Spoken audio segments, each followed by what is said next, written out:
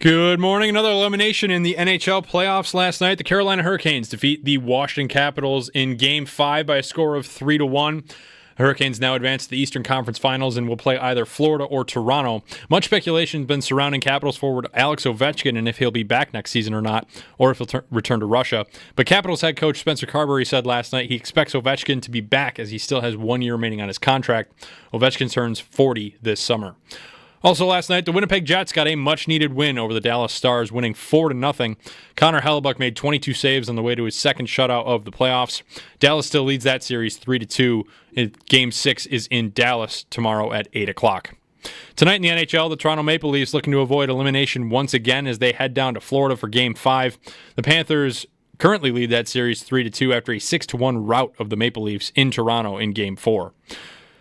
Only one game in the NBA playoffs tonight, one game last night. The Denver Nuggets came up big, winning 119-107 over the OKC Thunder, forcing a Game 7. The two teams will play again on Sunday at 3:30, and the winner will face the Minnesota Timberwolves in the Western Conference Finals. Tonight in the NBA, the New York Knicks look to close out the Boston Celtics in Game 6. Tip-off in New York is set for 8 o'clock. The winner of that series will go on to face the Indiana Pacers in the Eastern Conference Finals. The first day of the PGA Championship at Quail Hollow is in the books. Jonathan Vegas is the current leader at 7 under through round 1. Round 2 starts up later this morning at 7 a.m. The big group of Scotty Scheffler, Xander Schauffele, and Rory McIlroy tee off today at 1:47. Scheffler is the best of the bunch with 2 under par. Schauffele 1 over par, and McIlroy 3 over par. Also, tonight in Buffalo, the NLL Finals get started up. The Buffalo Bandits host the Saskatchewan Rush for Game 1 of the NLL Finals. Bandits looking to go 3 straight. This is their 5th finals appearance. They play tonight at KeyBank Center at 7:30. That's your Paddock Chevrolet Sports Update. Paddock Chevrolet, celebrating 90 years of being your hometown dealership. I'm Josh Schmidt for WGR Sports Radio 550.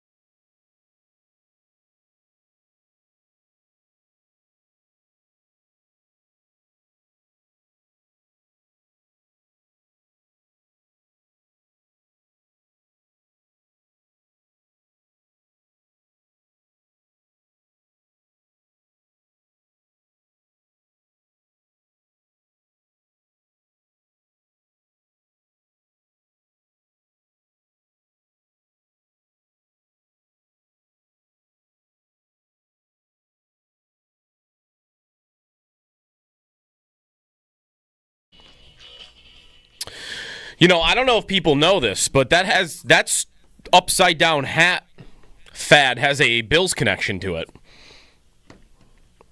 As Sal Capaccio joins us here, and will throughout today's show. Jeremy White is off today. It's Jeremy and Joe. Morning, Sal. Good morning to you. The Bills, you had to tell me this connection. Yeah. There was something when one of the early hats with the Bills, I know that. Kinda. It's more, yes, one of the early hats, I think, was an upside-down buffalo hat. The guy who kind of started the whole upside-down hat thing was on the Bills roster at one point in time. Oh, okay. Do you remember the name? I know the name. Do you have any idea? I don't remember. I remember the story. I don't remember the person. You'll have to tell me, though. Maybe he wasn't ever on the roster. Maybe he was on the practice squad, or maybe it was even training camp. But Ben DiNucci, former backup quarterback. He started a Sunday night game for Dallas. Preseason, I think. And then came aboard, I think, for like a cup of coffee at one point as well. Okay, after I think they had to sign him 1 year for recently for a preseason game to make sure they got through it or something like that. That sounds right. He would have played him and Anthony Brown maybe played a preseason game for the Bills. I think that sounds right. But he is like the guy that started the upside down hat thing. So that's the Bills connection to it. That's it. A practice squad quarterback for the Bills was the one. Well, good morning. It's Jeremy and Joe. Jeremy, again, as I mentioned, is off today. We'll get to a lot of fun stuff today as we start to kind of piece together the sections of the season now that we have the schedule. I got a good Chiefs question to get to later. I'm very excited for the Leafs a little bit later. I'm anticipating, Sal, that we might have a batch of listeners that we don't often have that are just people that got woken up by the thunderstorm in the last hour. I did. It wasn't just the thunderstorm. It was really more the lightning than anything. Yeah. Suddenly the lightning was just all over the place. Like you just see flashes, very, very bright inside the house. I was waiting for some of the thunder at some point because it was right on top of you. You know, the lightning happens, then the thunder obviously was right on top of you. But then after not long, it was lightning, and then you wait a while, and then this thunder, you could tell that the storm was going away. Yeah. It was... I mean, you lived in Florida, so you're going to be much more experienced this than me, but every 3 seconds, it seemed there was like a lightning bolt. The frequency of the lightning, I thought was pretty. I can't remember ever seeing it like that. And again, this storm's already moved through where we are, Amherst, where Sal is, in Buffalo, and then maybe it's into Clarence now. But I'm sure you've got Florida stories of thunderstorms that probably pales in comparison to. Oh, yeah, for sure. Yeah. I mean, we get some bad ones here, but the thing about them in Florida are they're kind of just more frequent. Like every day you get some rain, it seems like, especially certain times of year.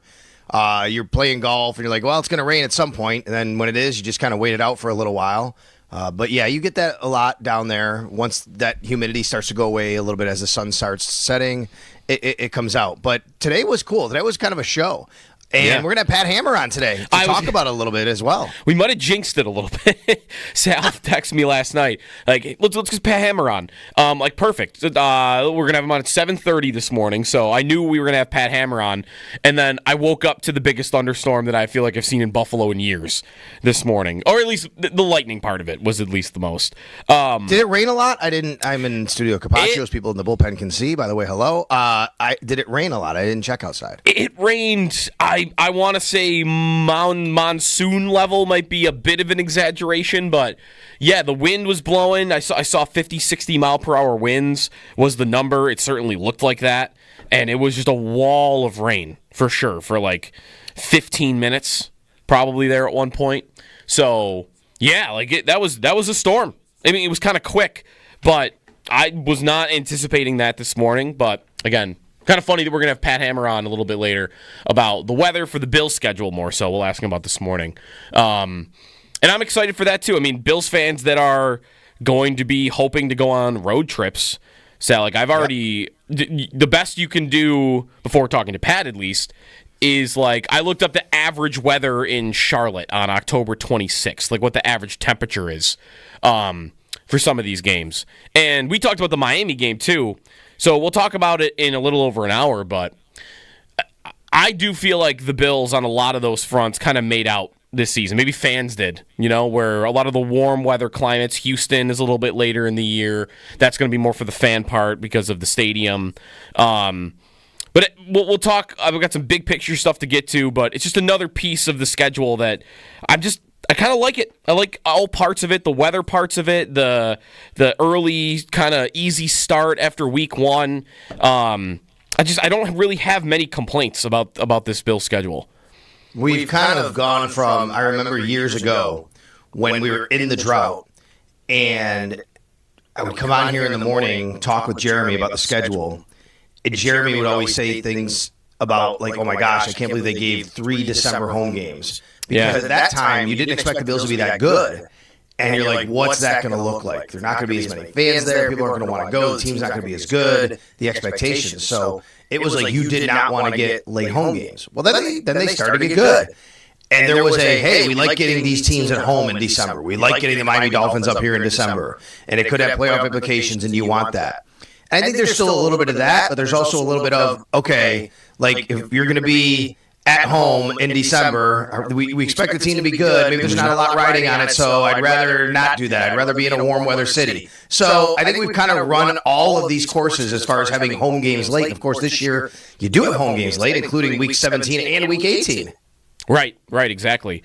And now it becomes more about, is that game still going to be meaningful to the Bills more than, are they going to be good?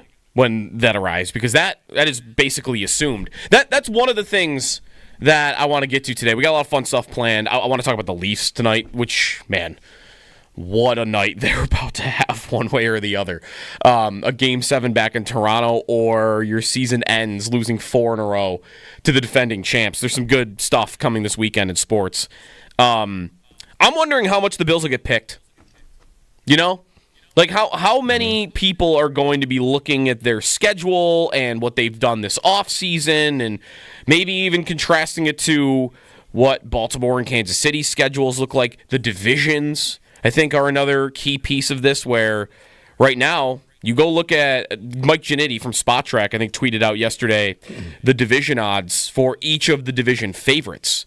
And there's a gulf. Like, the Bills are a minus 240 favorite in the betting odds to win the AFC East. No other division favorite is better than minus 140, which is the Eagles, minus 145. So I'm wondering, like, how many... We're going to be seeing the Bills get picked, I bet, to win the Super Bowl, and at least to get the 1 seed, which I'm excited for. That's what this regular season to me is going to be all about. It's a pretty big juxtaposition from last year, which is when so many people told us the Buffalo Bills were taking a step back, right? Yep. That they were going to be, okay, they're going to fight for 10 wins maybe. They might not make the playoffs. They're not the favorite in the division. Such a difference from then, which is this year, this schedule comes out, looking at this team, this roster having the MVP, and how many people have we heard over the last 24 hours or so to say, oh, look, they're winning 13 games, maybe 14 games. They're getting the 1 seed. We got Emmanuel Acho, who last year was all about the Bills taking this step back, and he was kind of the poster child for that particular type of opinion on the team. Yeah. You got him yesterday saying, oh, my God, number 1 seed, and Josh Allen repeats his MVP. This is the year. Look at this schedule, and look what they're going to be able to do. Yeah. Man, I mean, was he the original originator of the window closing conversation? He might have been. I don't remember who exactly was, because there was a lot of that last year. Yeah, I think it's going to be tough not to think that the 1 seed is lined up for them. I was looking yesterday at the quarterbacks that the Bills will play, especially in the early part of the season. I mean, before they play Mahomes and the Chiefs in Week 9. But between Jackson and Mahomes, I mean, Fields, Tua, Shuck, I think, for New Orleans, May, Penix, Young. Like, some of these guys are talented, but, man, the Bills play a lot of young quarterbacks in that early part of the season. A lot of young quarterbacks. And yes, Sean McDermott's got a great track record against rookie quarterbacks. I would imagine that extends a little bit to second and third year guys, too. But like that's the thing. Like, there aren't this fleet of monsters on the schedule. You've got Burrow eventually. You've got Hurts eventually. We mentioned Mahomes, but I expect them to play with the lead all year long at that 1 seed. And then if they do play with the lead all year long, I mean, then you get into, okay, what they did in the offseason to bring in Joey Bosa, to bring in Michael Hoyt, guys that can get to the passer a little bit. You know, you can take a little bit off Joey Bosa playing in the run game, playing on first and second down. I was actually thinking about this the other day, and I haven't done it yet. So maybe we can do it today. I don't know. Maybe we have time. Maybe we don't. But maybe you and I can walk through this. We did this. You and I have done this before on the Extra Point Show we used to host. We should rank the quarterbacks the Bills are playing this year. 100%. 100%. We should definitely rank do the that. Quarterback the Bills are playing this year. In fact, I do have written down on my little topic sheet here, Yes. power rank quarterbacks on Bill's schedule. So I am ready. I've not ranked them already. We could do that definitely a little bit later on, because that too, like, I think the big picture here, Sal, like the 1 seed and like kind of setting up. Now that the schedule is through, like the next couple of months leading up to training camp is just kind of like setting the table for what's ahead for this team. A lot of the work of the offseason is done, right? The draft is over. Now we know who they're playing. All the free agents, that the big names are already off the table. Sure, they could go add somebody still, but there's not really anybody of major consequence that is still out there. Really, the one big move, in fact, we could touch on this very quickly, maybe get back to it. The only big move left out there that could change the way you look at the Bills offseason is Trey Hendrickson. And I don't know, Sal, I have a hard time believing, one, that the Bengals would trade him to a strong AFC rival that will be in competition with them. And two, I'm kind of spooked into ever believing now that these star pass rushers are going to get traded after fully believing Myles Garrett was going to get traded, and then it didn't happen. Yeah, I hear that. And I would say just from a Bills standpoint, I just don't know how they could do it. I guess we always say there's always a way, right? Mm-hmm. But given their salary cap situation where they are, I mean, you're talking about a guy who's looking for $30+ million a year, right? This isn't a $10 million ad where at this point in the season you can kind of move some things around. I just don't know how the Bills would be able to do that. You're right, from a Bengals standpoint, not sure where this goes. He did a 20+ 30-minute media session the other day, I'm sure you saw, when he showed up and they were at OTAs or whatever. And I had Kelsey Conway on yesterday on the Extra Point Show, and we talked about it. And she basically made it known. Look, he wants to stay in Cincy, but he's dug in. Like if they don't meet like what he thinks he's worth, this is going to go on a long time. And the fact is, they have not spoken. That is his biggest complaint right now. He wants to stay in Cincinnati, but he feels like, look, they haven't even talked to me. Like, if they at least talk to me, we could have a conversation about where this goes. So I don't know where it goes for them. I'll say this, though, too, Joe. As much as we talk about the Bengals and how great their offense can be, and we know that with Burrow and Chase and Higgins, they did make a defensive change, but their defense wasn't that good last year. And as Kelsey said, they need Trey Hendrickson. Like, he's such a big part of what they do. So you look at the Bengals this year, a team that's going to be fighting in the AFC with the Bills and the Ravens and the Chiefs, and you expect that. Boy, if they don't have Trey Hendrickson, and, I think it's more of the same for them. I think it's more of higher scoring games, losing games, because they can't simply stop teams. Yeah, Al Golden is the new defensive coordinator in Cincinnati after being that for Notre Dame for 3 years, at Notre Dame. So that's the change on the coaching front. And then, like you said, without Hendrickson, they drafted some defense, but we talked to Joe Marino about this last week. Like, Shamar Stewart is not a guarantee. Like, he's kind of one of those boomer bust prospects. We talked about him a little bit for the Bills leading up to the draft. By the way, he's not even practicing right now during these OTAs and stuff because he's got some sort of bonus issue with his contract, and they slot these guys. It's crazy. They're not offering him. Is it the bonus or is it the guarantee? Money, either way. I mean, I guess it's the same thing. They're not offering him as much as the same draft picks for the last 2 years maybe got. Right, which is just that's Cincinnati just being Cincinnati a little bit. They got all this, puff your chest out after they signed Jamar Chase and T. Higgins. Like, see? The false narrative. We do pay guys. Look at what we did with our 2 receivers. When, by the way, the Higgins contract is more of a 2-year deal in the first place. And then, okay, you did do that, but we're seeing, this isn't false. We see all of these stories. Jermaine Pratt, a starting linebacker for the Bengals, also asked for a trade this offseason because he wasn't getting paid enough or didn't think that.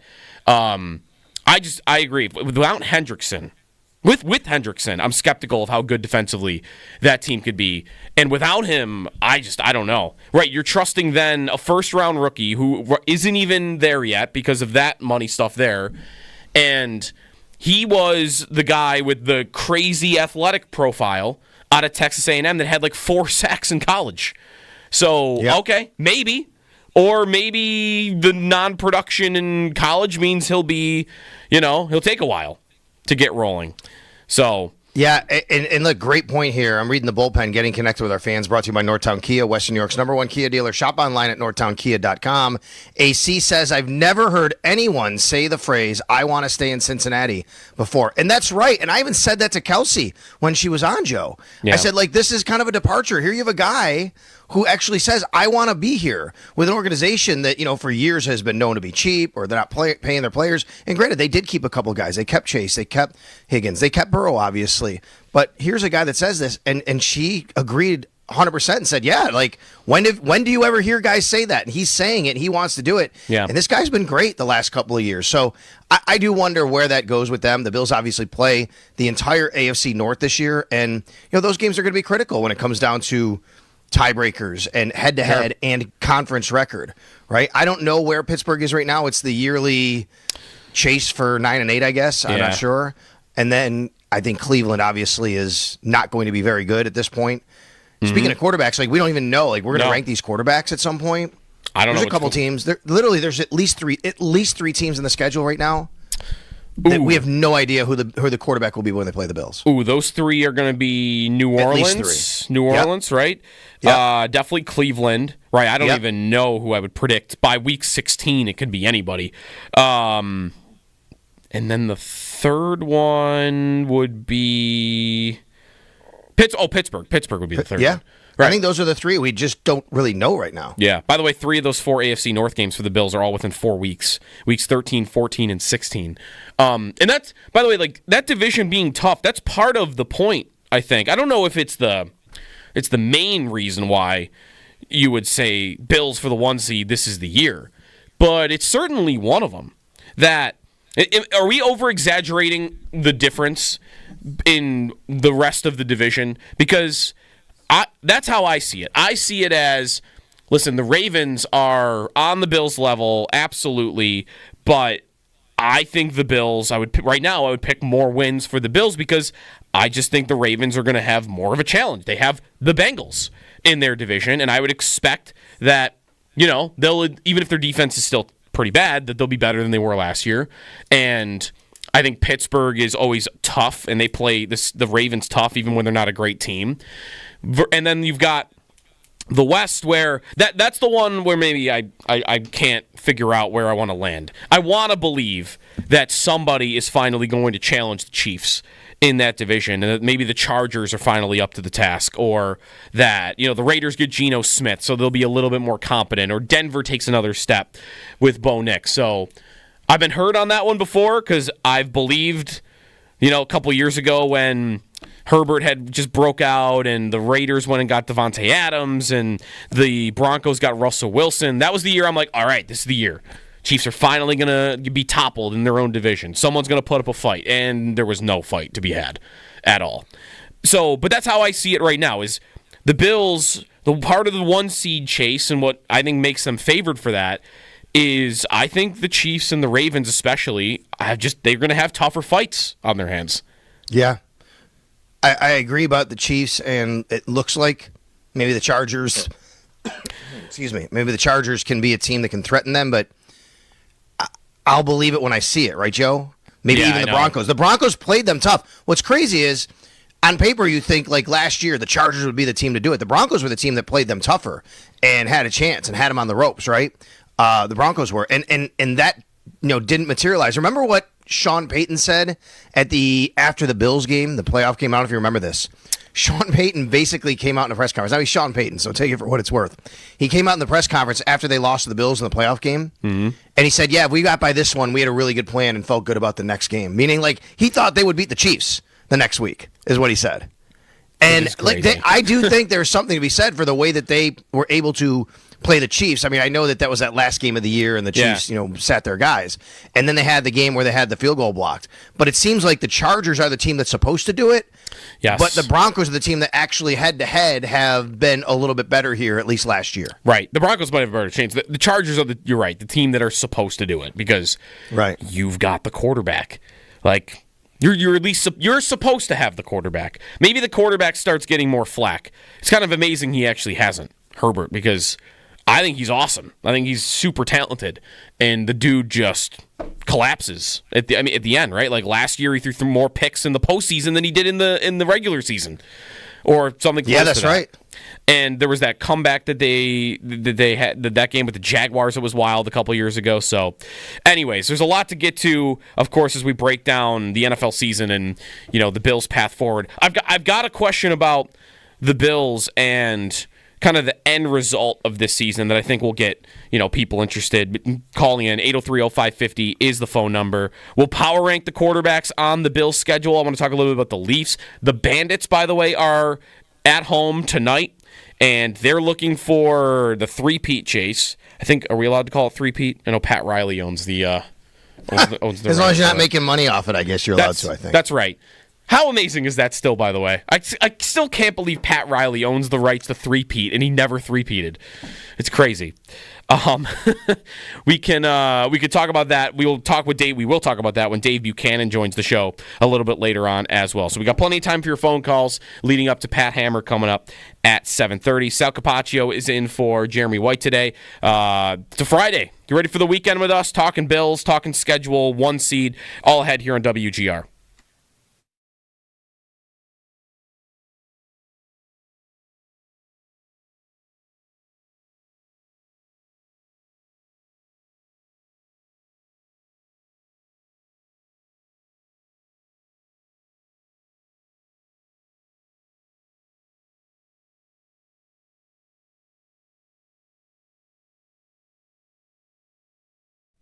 The Chiefs.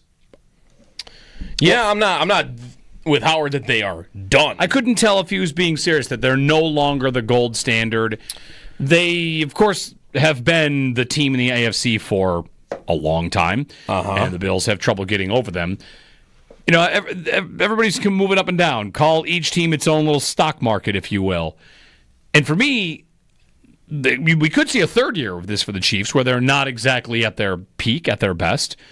But what they've been the last 2 years is weakened versions of what they used to be. Mm-hmm. They built a better defense, and their offense became okay, not great. Mid. Not as good as the Bills offensively, but Correct. Still finding ways.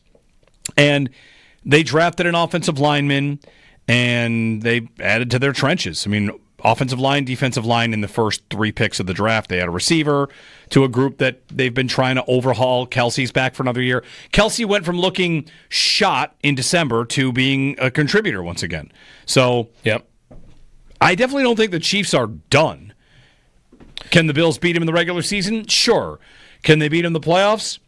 Sure. I might be more worried about Baltimore than I am Kansas City, but that might be stupid too.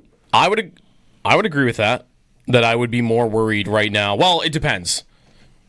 I guess it is tough to say that because of the playoff history between the two, and that the Chiefs, they have this knowledge about what works against the Bills, and I do think they look different in playoff meetings than they do in the regular season, and I'm not sure the Bills do in totality the same. My reasoning for thinking that the Chiefs will be down this year compared to previous years is just I don't think their fatal flaws are fixed. That maybe the rookie comes in, Simmons, and is able to make a giant difference on that line. But they moved Joe Thuney out, who was great at guard, and they average at tackle when they had to put him there because they had nobody else. The guy they signed, Jalen Moore, has 12 career starts, and none of his grading looks good on it. Nobody says he's like a star player at the position.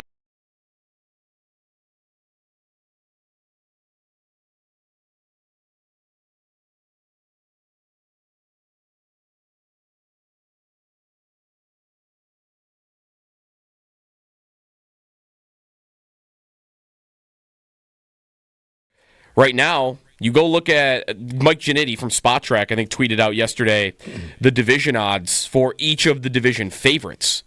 And there's a gulf. Like the Bills are a minus 240 favorite in the betting odds to win the AFC East.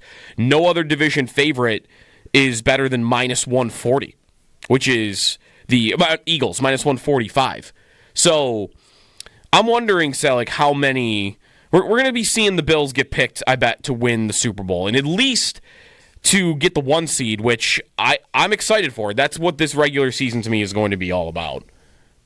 It's a pretty big juxtaposition from last year, which is when so many people told us the Buffalo Bills were taking a step back, right? Yep. That they were going to be, okay, they're going to fight for 10 wins maybe. They might not make the playoffs. They're not the favorite in the division. Such a difference from then, which is...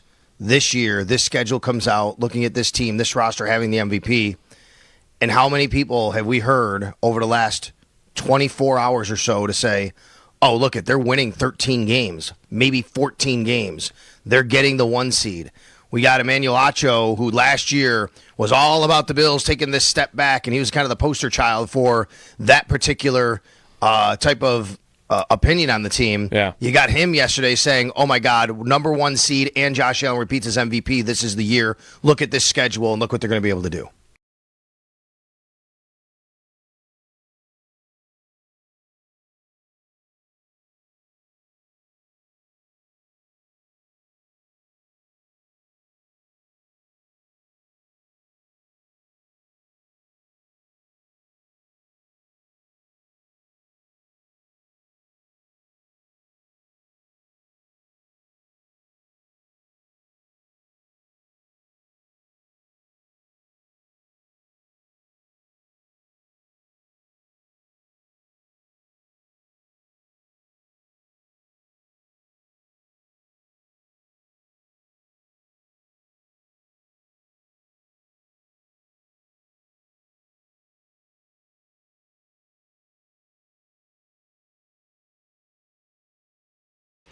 The Hurricanes knock off the Capitals last night, winning Game 5 by a score of 3-1. They now advance to the Eastern Conference Finals, and they'll play either Florida or Toronto. Those two teams play tonight. Toronto looking to stave off elimination as they head down to Florida for Game 5. The Panthers currently lead that series 3-2.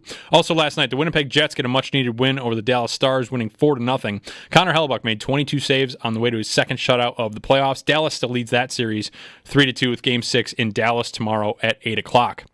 Over in the NBA playoffs, the Denver Nuggets come up with a big win, 119-107 over the Thunder last night, forcing a Game 7. Those two teams will go head-to-head on Sunday at 3:30, and the winner will face the Minnesota Timberwolves in the Western Conference Finals. Tonight in the NBA, the Knicks look to close out the Boston Celtics in Game 6. Tip-off in New York is set for 8 o'clock. First day of the PGA Championship at Quail Hollow wrapped up yesterday. Jonathan Vegas is the current leader at 7 under through round 1. Round 2 starts up later this morning at 7 a.m. And the NLL Finals start up tonight at KeyBank Center. The Bandits looking to go 3 straight. They host the Saskatchewan Rush. That starts at 7:30. You can hear pregame starting at 7 right here on WGR. Those are your Paddock Chevrolet sports headlines. Paddock Chevrolet, celebrating 90 years of being your hometown dealership.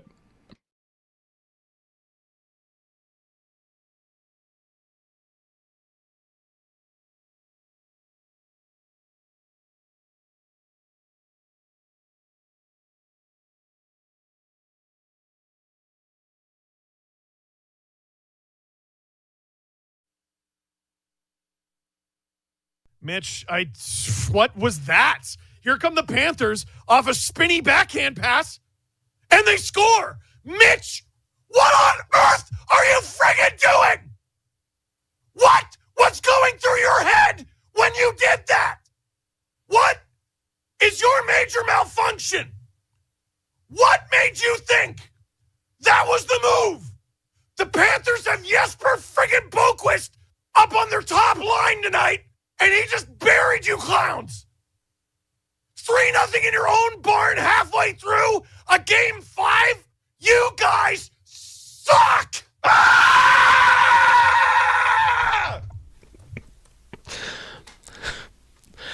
The life of a Leafs fan, I guess, right now. That is Steve Dangle, one of the big YouTubers in hockey. Was not having a good time, as you could tell, in Game 5 in Toronto. And tonight is Game 6 in Florida. The vibes are so bad in Toronto right now when it comes to the Leafs. I mean, could you tell that the vibes are bad for the Leafs right now? Man, I think that is... We'll get back to the Bills. Joe DiBiase, Sal Capaccio, Jeremy White is off this morning. I think tonight is so massive for the Leafs. Just, you were up 2-0, had a breakaway even in Game 3 overtime to go up 3-0, and to be sitting here on the heels of getting smoked in your own building, fans leaving early and jerseys on the ice, and Marner is now a lightning rod again as he's about to hit free agency, and just, I don't know. I feel like the whole thing could come crashing down finally. I mean, we've been saying that for years, but now that you've got guys that are actually free agents, Tavares is a free agent too. I think tonight is like biggest Leafs game in my lifetime. Is that crazy? I I don't know. Yes, I guess it would be. It'd have to be because they're in the second round and this is happening. I mean, when they were trying to win in the first round and finally got through, that was obviously huge. Yeah, I think this is the biggest game tonight, probably of your lifetime for them. Yeah. What's the bigger story right now in the playoffs? Or even the more interesting one? The Leafs getting through if they can, or the Knicks doing it? Because aren't they kind of similar in the manner of they are big, famous brands with, massive, diehard fan bases that maybe are even, heartbroken a lot. Their teams are never as good as they probably should be. You know what it is? Are they the two teams that for years have been the easiest to make fun of? Because you're the big, giant market, and you're supposed to be good at this thing, and for years you haven't been, and now maybe you are. But again, the Leafs, maybe it doesn't matter. They fall anyway. I don't know. I think the Knicks and the Leafs, there's a lot of similarities. But one seems more likely just because they're up 3-2 to go through at the moment. I think sports-wise, because the Knicks resonate so much with basketball and it's New York City, that's probably more of the story. But I think that for anybody who follows hockey, you might put the Leafs ahead of that, right? Because of their history. You know what kind of team they've built. Look, the thing about the Knicks is they weren't even expected to win this series going into it. Oh, not at all. They were expected to get run out of the... they were huge underdogs, I think, going into this series against the Celtics. And this year, though, I do remember when the Knicks made a couple moves and they traded Dante DiVincenzo. Yeah. Yep, and they made the moves that they made earlier in the season, the preseason. Yep. They were considered to have maybe the best starting five in the league by some people. And well, if they can get a little bit of bench, a little bit of depth, then they have a nice season. But it was never going to be on the level. And then the Cavs had the season they had, by the way. Then it was never going to be on the level as the Celtics people felt. Then they get here and they beat the Celtics the way they did. I think that makes it to me it's a great story, but it's not a disappointing season. Even if they lose, it would be terrible if they lost now after being up and having Jason Tatum. I get that. Yeah. But going into where they've gone and going into the playoffs, it still would be Leafs were expected to do more. Yeah, that's definitely true. The other thing that I think might be a little different is just, this is going to be from social media, so it's not going to be nearly an exact science, but I kind of pick up that Leafs fans expect something to go wrong. They're just waiting for it at all times. Something's going to happen. This is too good to be true. There's a lot of that, I feel in Leafs culture, where I don't know if I feel maybe the Knicks are the same and I just don't see it. But I feel like I see more delusionary optimism from Knicks fans. And now it's actually being realized. It's actually happening. But I do feel like maybe Knicks fans, they're the fan base that always thinks they're going to get the big superstar, right? Oh, yeah, they're going to get Giannis in free agency. They're going to get LeBron in free agency. Now, right.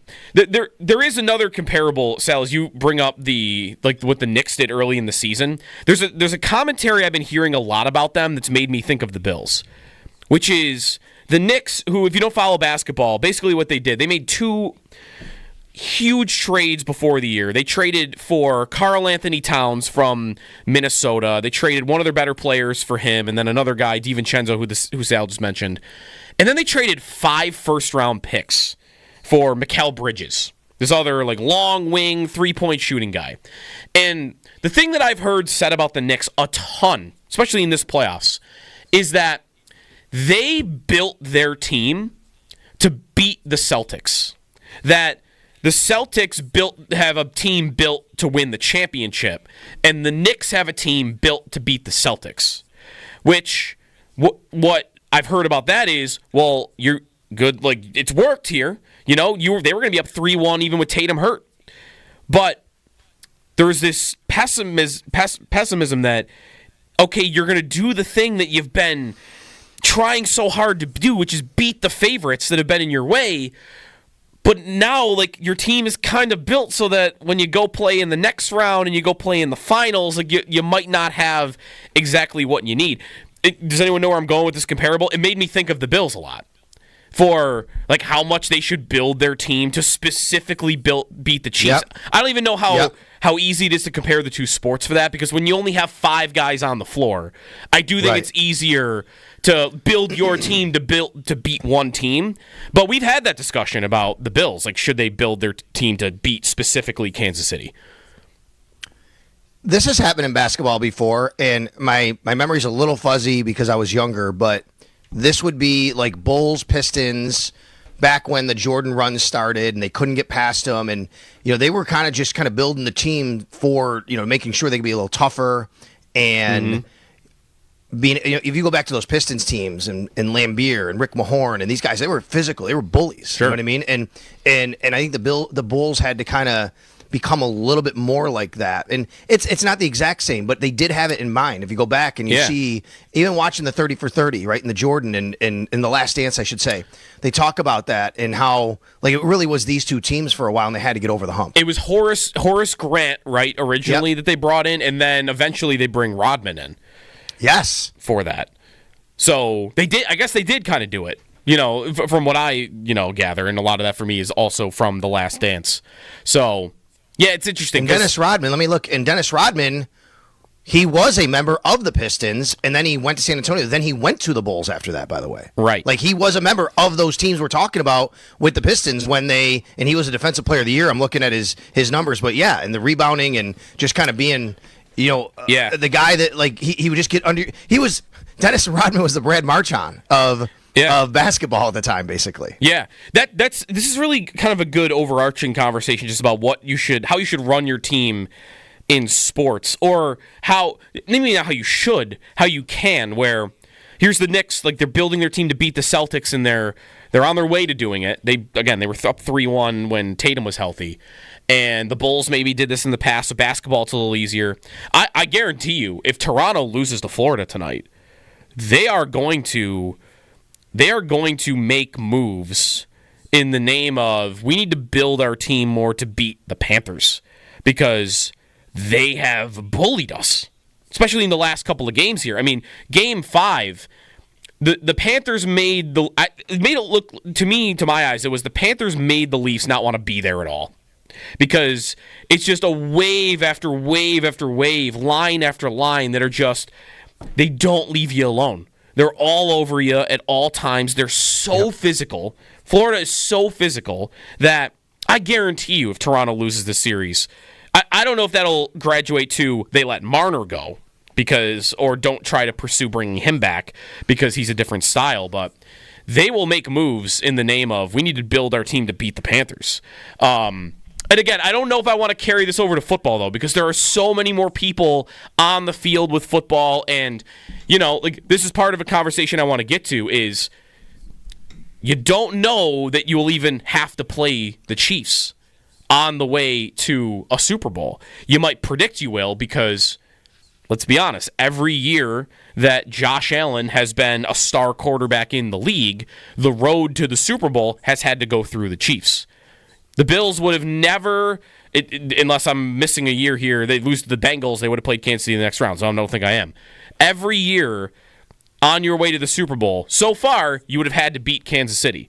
So eventually, that probably doesn't happen, but we've had that discussion before, and again, I don't know how easy it is to compare a sport in hockey, a sport in basketball where you only have 5 people on the floor or the ice, compared to football where 11 on 11 and matchups, and there's so much more strategy to it. I don't know if I could think of a team in the past even that they went out and they built their team to build these guys. So Brandon Beane has been asked about this, as you know, several times, and his answer is always the same, which is, they know that the Chiefs are there, and there's this team that they've had this rivalry with, and they've lost them in the playoffs. But the first thing they have to do is win their division. They have 6 games against division opponents, and they have to A, win their division to make the playoffs, and B, you win your division, you're getting home games. And then maybe you can get the Chiefs at your place anyway, if that's the case, right?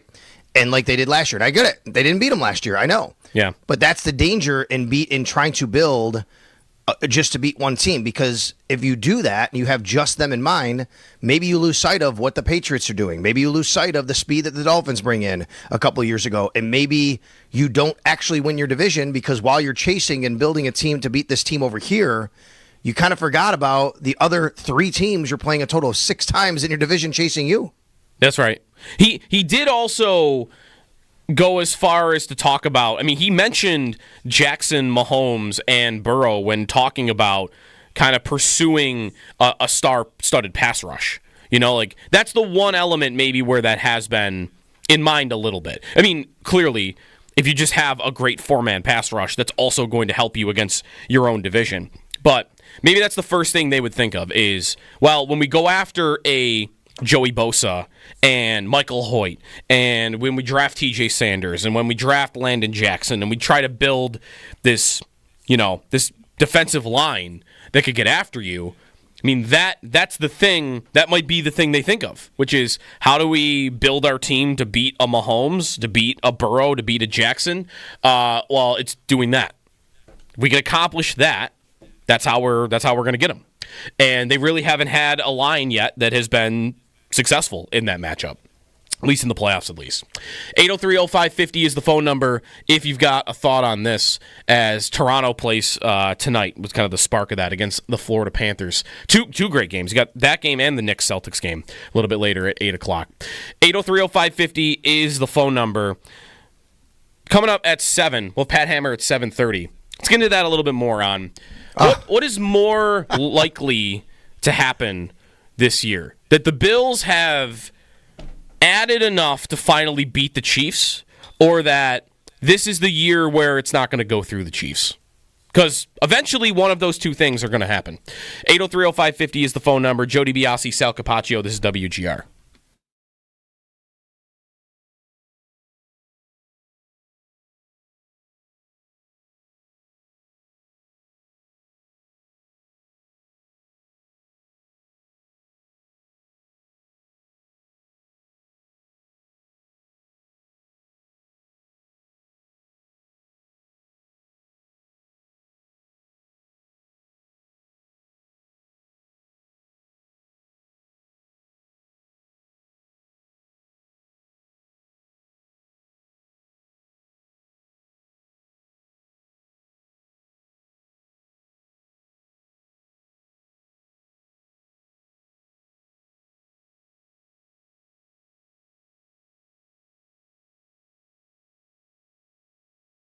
Right now, you go look at Mike Giannitti from Spot Track, I think tweeted out yesterday the division odds for each of the division favorites. And there's a gulf. Like, the Bills are a minus 240 favorite in the betting odds to win the AFC East. No other division favorite is better than minus 140, which is the Eagles, minus 145. So I'm wondering, Sal, like, how many... We're going to be seeing the Bills get picked, I bet, to win the Super Bowl, and at least to get the 1 seed, which I'm excited for. That's what this regular season to me is going to be all about. It's a pretty big juxtaposition from last year, which is when so many people told us the Buffalo Bills were taking a step back, right? Yep. That they were going to be, okay, they're going to fight for 10 wins maybe. They might not make the playoffs. They're not the favorite in the division. Such a difference from then, which is... This year, this schedule comes out, looking at this team, this roster having the MVP, and how many people have we heard over the last 24 hours or so to say, oh, look, they're winning 13 games, maybe 14 games. They're getting the 1 seed. We got Emmanuel Acho, who last year was all about the Bills taking this step back, and he was kind of the poster child for that particular type of opinion on the team. Yeah. You got him yesterday saying, oh my God, number 1 seed and Josh Allen repeats his MVP. This is the year. Look at this schedule and look what they're going to be able to do.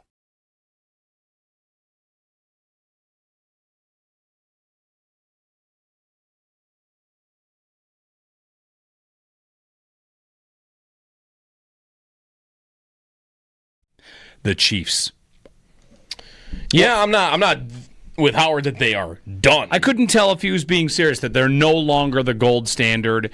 They, of course, have been the team in the AFC for a long time, and the Bills have trouble getting over them. everybody's moving up and down. Call each team its own little stock market, if you will.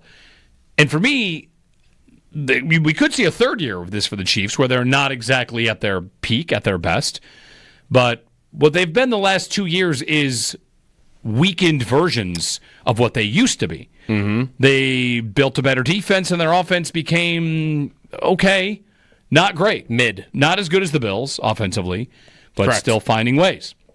And they drafted an offensive lineman, and they added to their trenches. I mean, offensive line, defensive line in the first 3 picks of the draft. They had a receiver to a group that they've been trying to overhaul. Kelsey's back for another year. Kelsey went from looking shot in December to being a contributor once again. So, Yep. I definitely don't think the Chiefs are done. Can the Bills beat them in the regular season? Sure. Can they beat them in the playoffs? Sure. I might be more worried about Baltimore than I am Kansas City, but that might be stupid too. I would agree with that. That I would be more worried right now. Well, it depends. I guess it is tough to say that because of the playoff history between the two, and that the Chiefs, they have this knowledge about what works against the Bills, and I do think they look different in playoff meetings than they do in the regular season. And I'm not sure Hey, there's an anniversary coming up tomorrow. I think it was also it's kind of an anniversary, even the day's one day off. Do you know what it is, Sal? Hold on. Well, I will tell you, happy birthday to my brother. Tomorrow's his birthday, May 17th. Happy birthday. He does listen sometimes. He lives out west. A little too early for him right now. Is he listening now, though? I don't think so. It's 3:51 in the morning. I didn't tell him I'd be on the morning show, but when he gets up in the mornings, he turns me on the radio. So what is tomorrow? Are we talking sports anniversary? Sports anniversary. It was only 1 year ago. Oh. Not the Bills. Not the No. Oh, Don Granado. Not Don Granado. It's not Buffalo related. In fact, it is golf related. I don't know.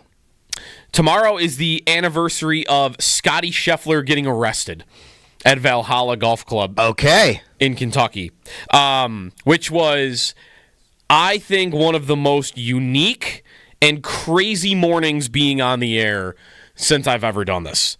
Was Scotty Scheffler, the 2.5, 3 hour journey of who's getting arrested? What did he do? And then eventually you get to the mugshot in the jumpsuit. And is he going? Okay, he's going to get released. Is he going to make it to the club in time to get his tee time in? It was just a wild, wild morning. Scheffler getting arrested, which I think ended up just being, at the end of the day, a complete misunderstanding. And I don't think anybody got in trouble on one side or the other. I don't think. What was that morning like for you? You would have. I mean, that was early, so maybe you wouldn't have been awake when I think it was in the. I don't remember. I think we came on the air and we were talking about it. Yeah, I remember that part right. I thought it started in the 6 a.m. hour. Well, the other part of it is, you remember Eric Wood? That's his club, Valhalla. Right. That's right. And I remember talking with Eric about it that morning when it happened. That's right. I forgot Eric is a member there. I can vividly remember looking at the clock and it being 6:38 because I was scrambling trying to get any sort of sound or update or anything, trying to find stuff on TV. Which ended up being a soaking wet Jeff Darlington that was just action news running in on ESPN, which was, I think he was there, right? He was the one who took the video. He posted the video this morning because it was technically a year ago on a Friday. I watched it in the break. There's a good 5-6 minute segment that they're going to show on ESPN later that Darlington did, where he's talking to Scheffler and he's talking to the mayor of Louisville. It was a whole thing. So, hey, that's a year ago today, tomorrow. June 28th is coming up, and that is the Ride for Roswell. Bulldog will be riding, I'll be riding, Jeremy will be riding, and once you join our team, you'll receive an email. You can pick up your team t-shirt and water bottle at Tom's Pro Bikes on Walden Avenue in Lancaster, so join the squad. If you're not a rider, you can still support us, though, by donating to our team and helping us reach our goal of $10,000 before the ride. Visit WGR550.com for details. When we come back, got a poll up on what's more likely, the Bills have added enough to finally beat the Chiefs in a playoff game, or path to the Super Bowl won't necessarily go through the Chiefs this year, which, again, that would be the first time in a while for that. Also, I found a very interesting Bills season projection from ChatGPT that we have to get to, because Did you get from ChatGPT or AI? No, this is ChatGPT, not I know. Yes. AI, or the answer is his other nickname, right? Iverson? I think I heard Allen Iverson, the answer, yes, the answer. AI. Yeah, not I have to Iverson. tell you real quick, when that happened, I actually, I watched it for the first time, and I looked at Yana, my wife. We were watching it for the first time, and I go, yeah, he's going to get Allen Iverson, isn't he? Like, because to me, I didn't know it for sure, but Joe, I think that's part of the joke. If you're the age of Brandon Bean and I are like the same age, and when you hear AI, you think immediately sometimes Allen Iverson, and I'm like, they're going to play on this, aren't they? 100. Yeah, I get it. Yep. When you hear AI, do you still think of Iverson? Not as much anymore, but when it first started, you hear AI, just like your brain goes to it because that's the AI that you knew your whole life. Yeah, no, I get it. It was a really good poll by the Bills, honestly. 803-0550 is the phone number here on WGR.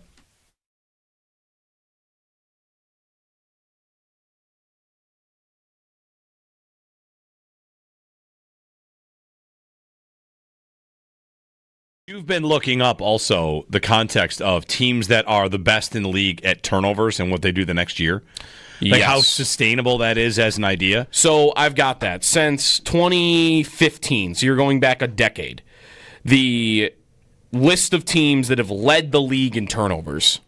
Every single team that has led the league in turnovers since 2016 has had an increase in turnovers the next year. And I think only one team is repeated as like the league leader in that front. So, yeah, when I talk about, hey, they're probably still going to be really good at not turning the ball over, they're still going to have more than they did last year. I mean, 8 is not the total, is it? 8 might be, I got to find, 8 is the differential. Whatever, I had the numbers a week ago. Here it is. It's an average increase of 7 year to year by these teams that have led the league. And some of them are going up by 10. And like Minnesota, that was a couple years ago. They go up by 10 turnovers. And like that's not actually that bad. That's not what they ended up with. But it's an average increase of 7. There it is. And the teams that have led the league in turnovers, not turning the ball over, I should say, in the last decade, the next year their average increase is 7 turnovers. Okay.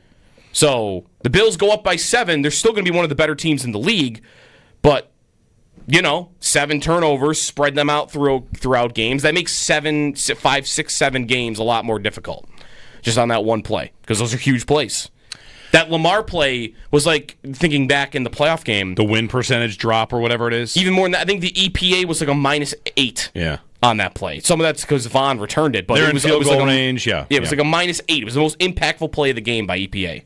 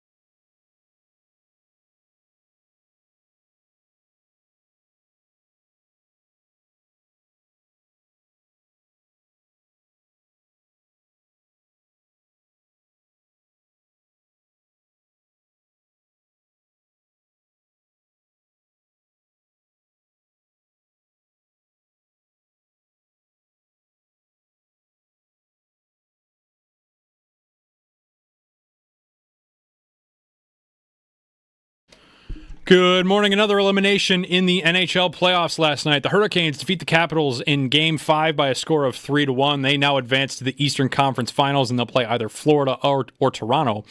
Much speculation been surrounding Capitals forward Alex Ovechkin and if he'll be back for next season or not, or if he'll return to Russia. But Capitals head coach Spencer Carberry says he expects Ovechkin to be back as he still has 1 year remaining on his contract. Ovechkin turns 40 this summer. Also last night, the Winnipeg Jets got a much-needed win over the Dallas Stars last night, winning 4-0. Connor Hellebuyck makes 22 saves on the way to his second shutout of the playoffs.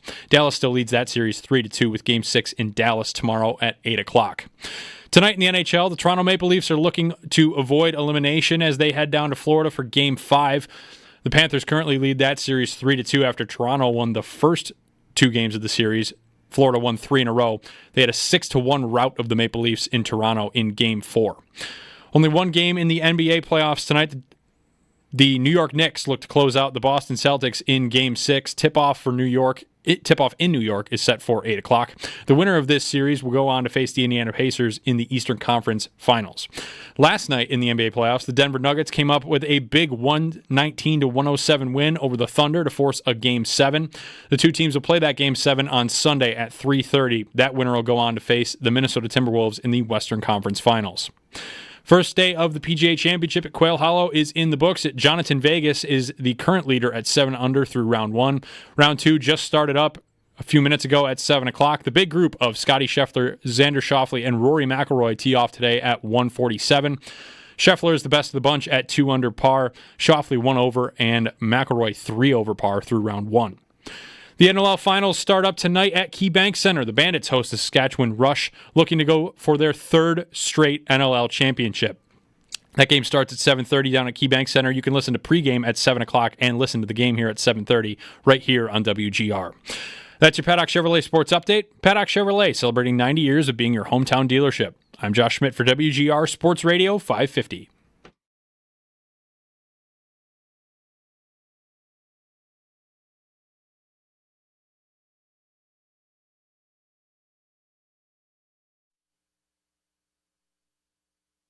So my prediction that the Chargers win this division with a weaker schedule really plays in the middle of the season. You're starting to get dinged up. You're not playing with full rosters. It is really soft for the Chargers. Again, we've watched the Chiefs and Mahomes get blown out in 2 Super Bowls. It's always been the same reason. O-line's not right.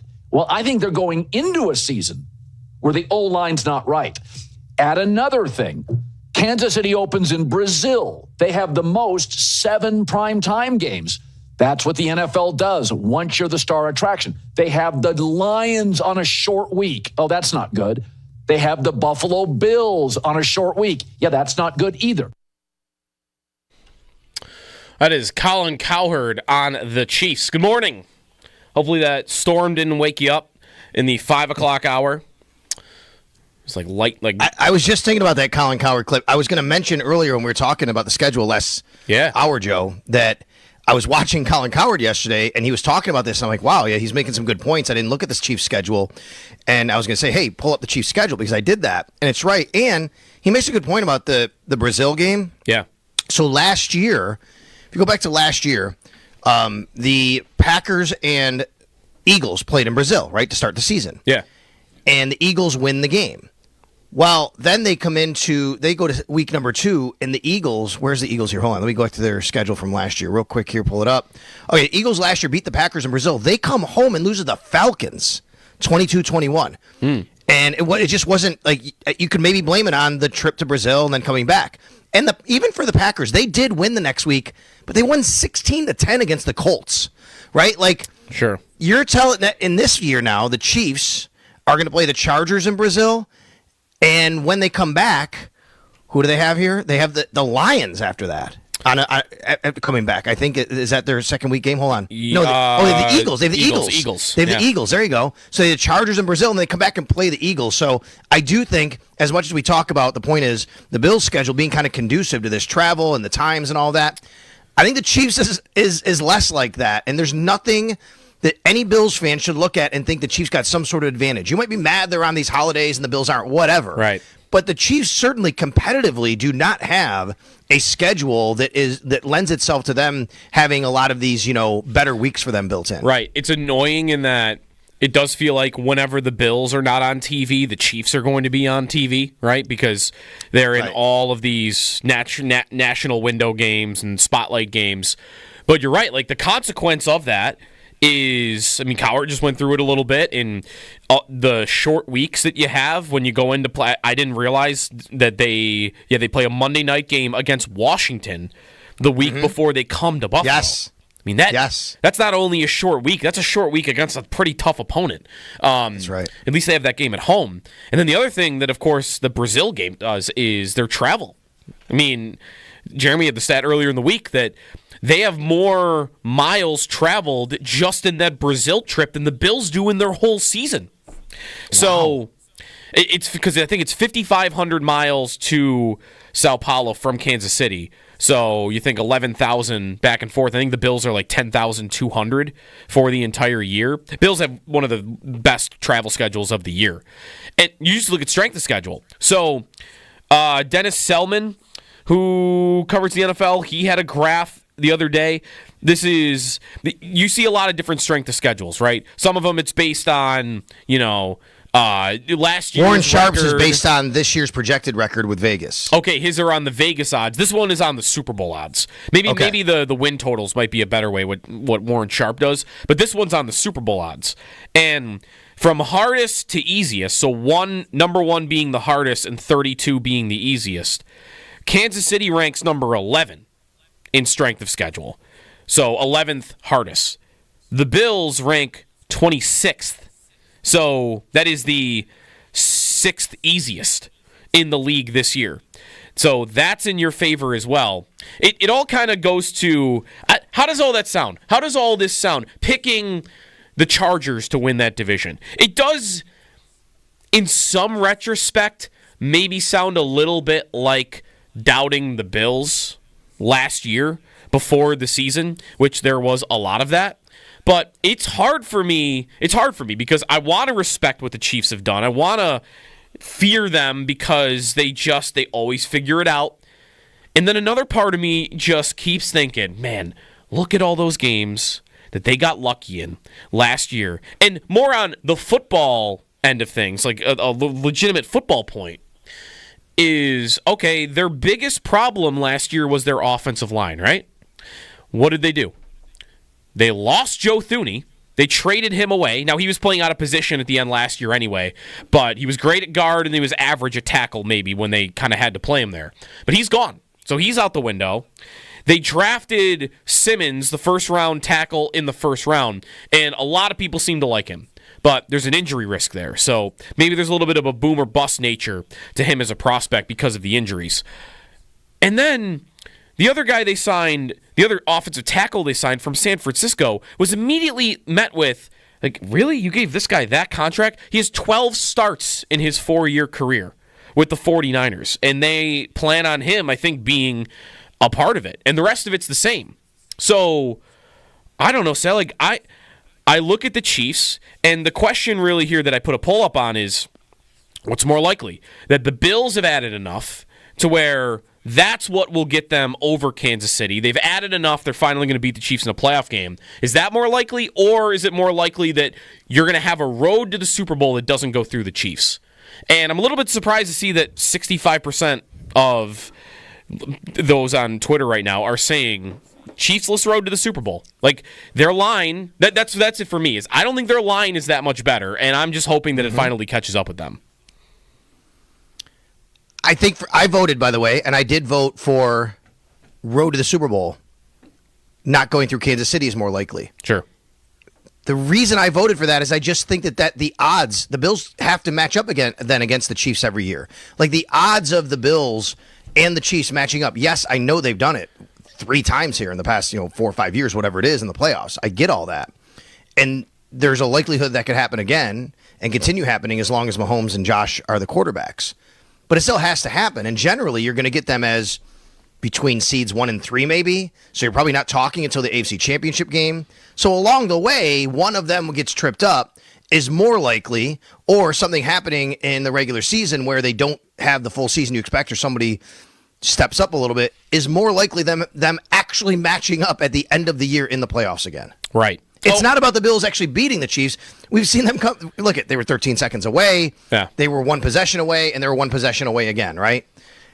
To me, the Bills can beat the Chiefs. I don't subscribe to the theory they just can't beat them. They haven't beaten them. They've had chances of beating them. It hasn't worked out.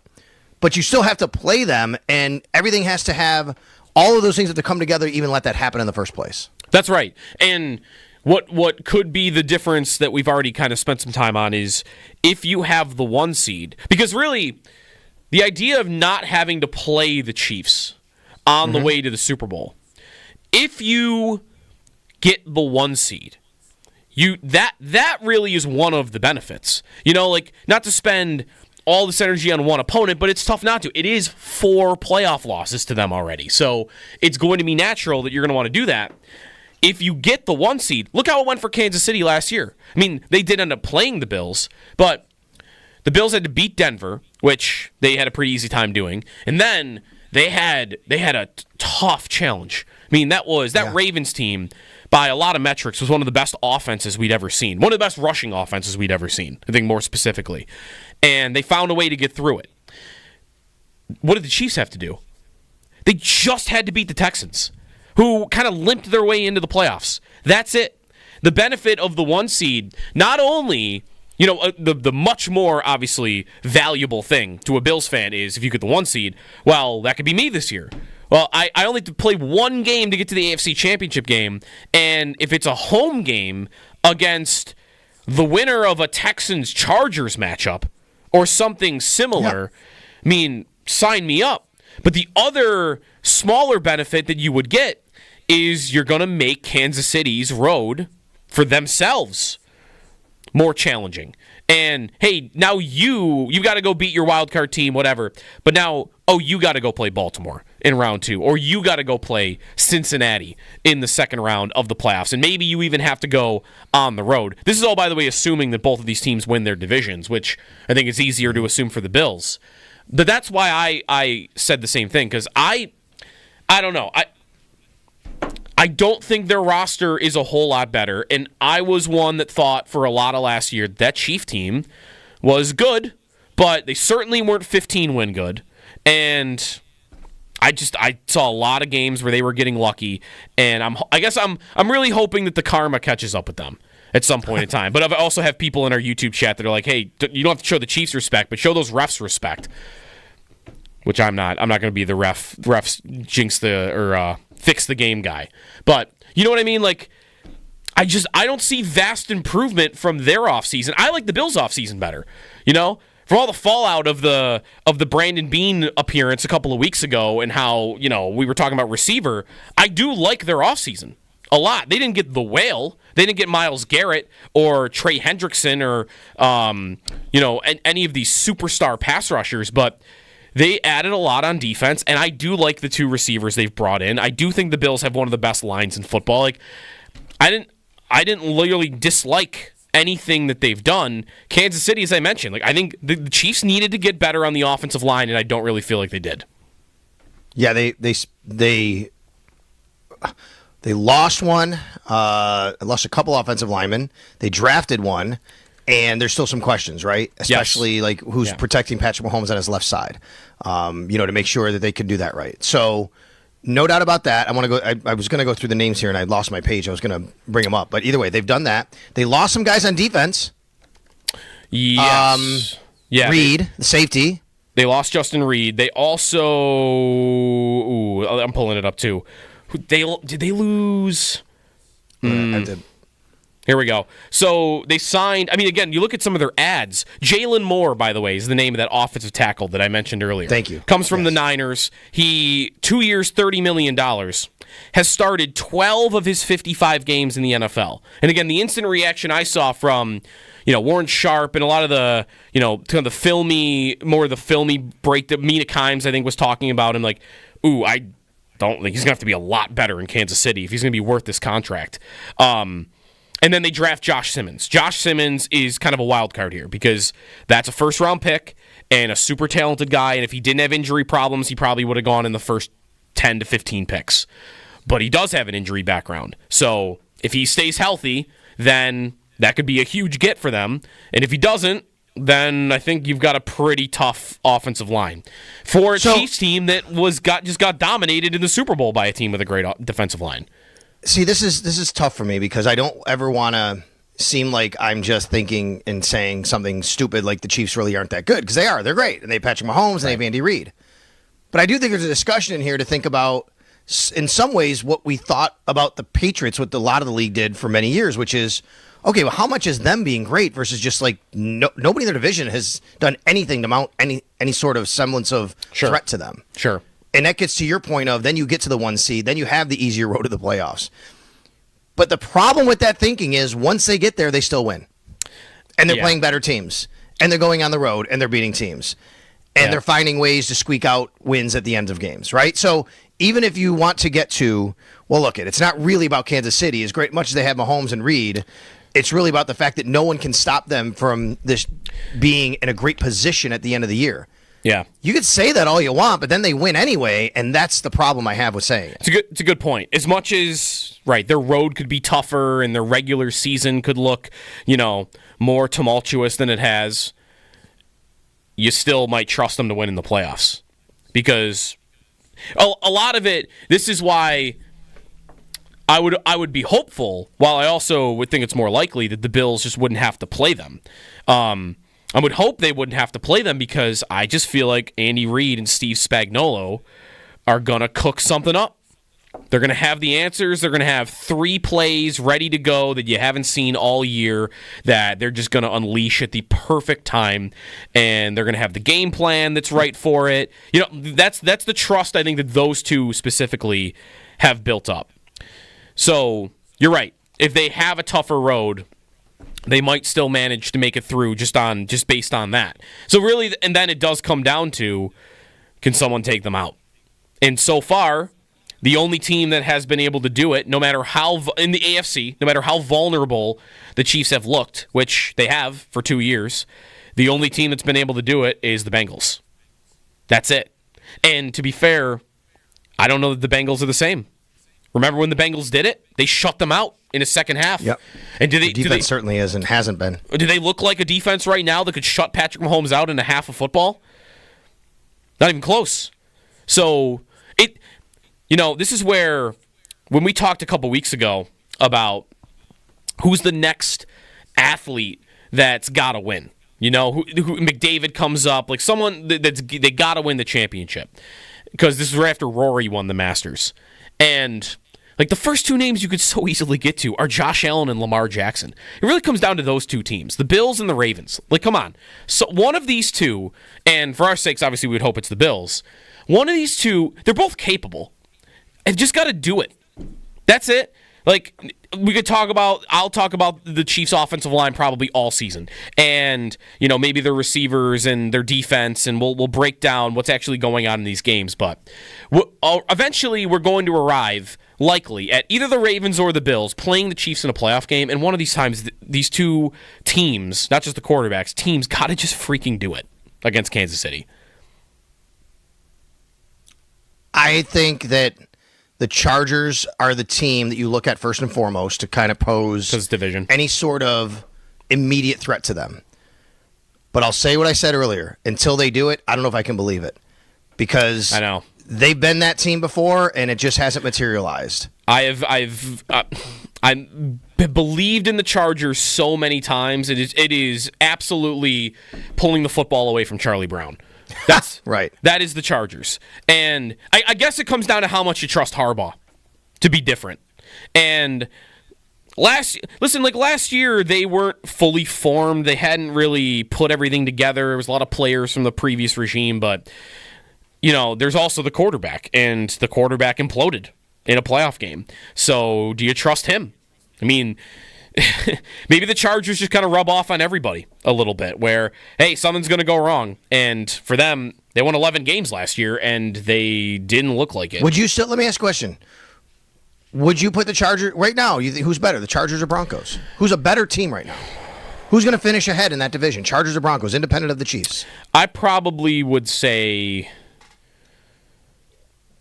that I would lean Chargers. I would lean towards the Chargers, yeah.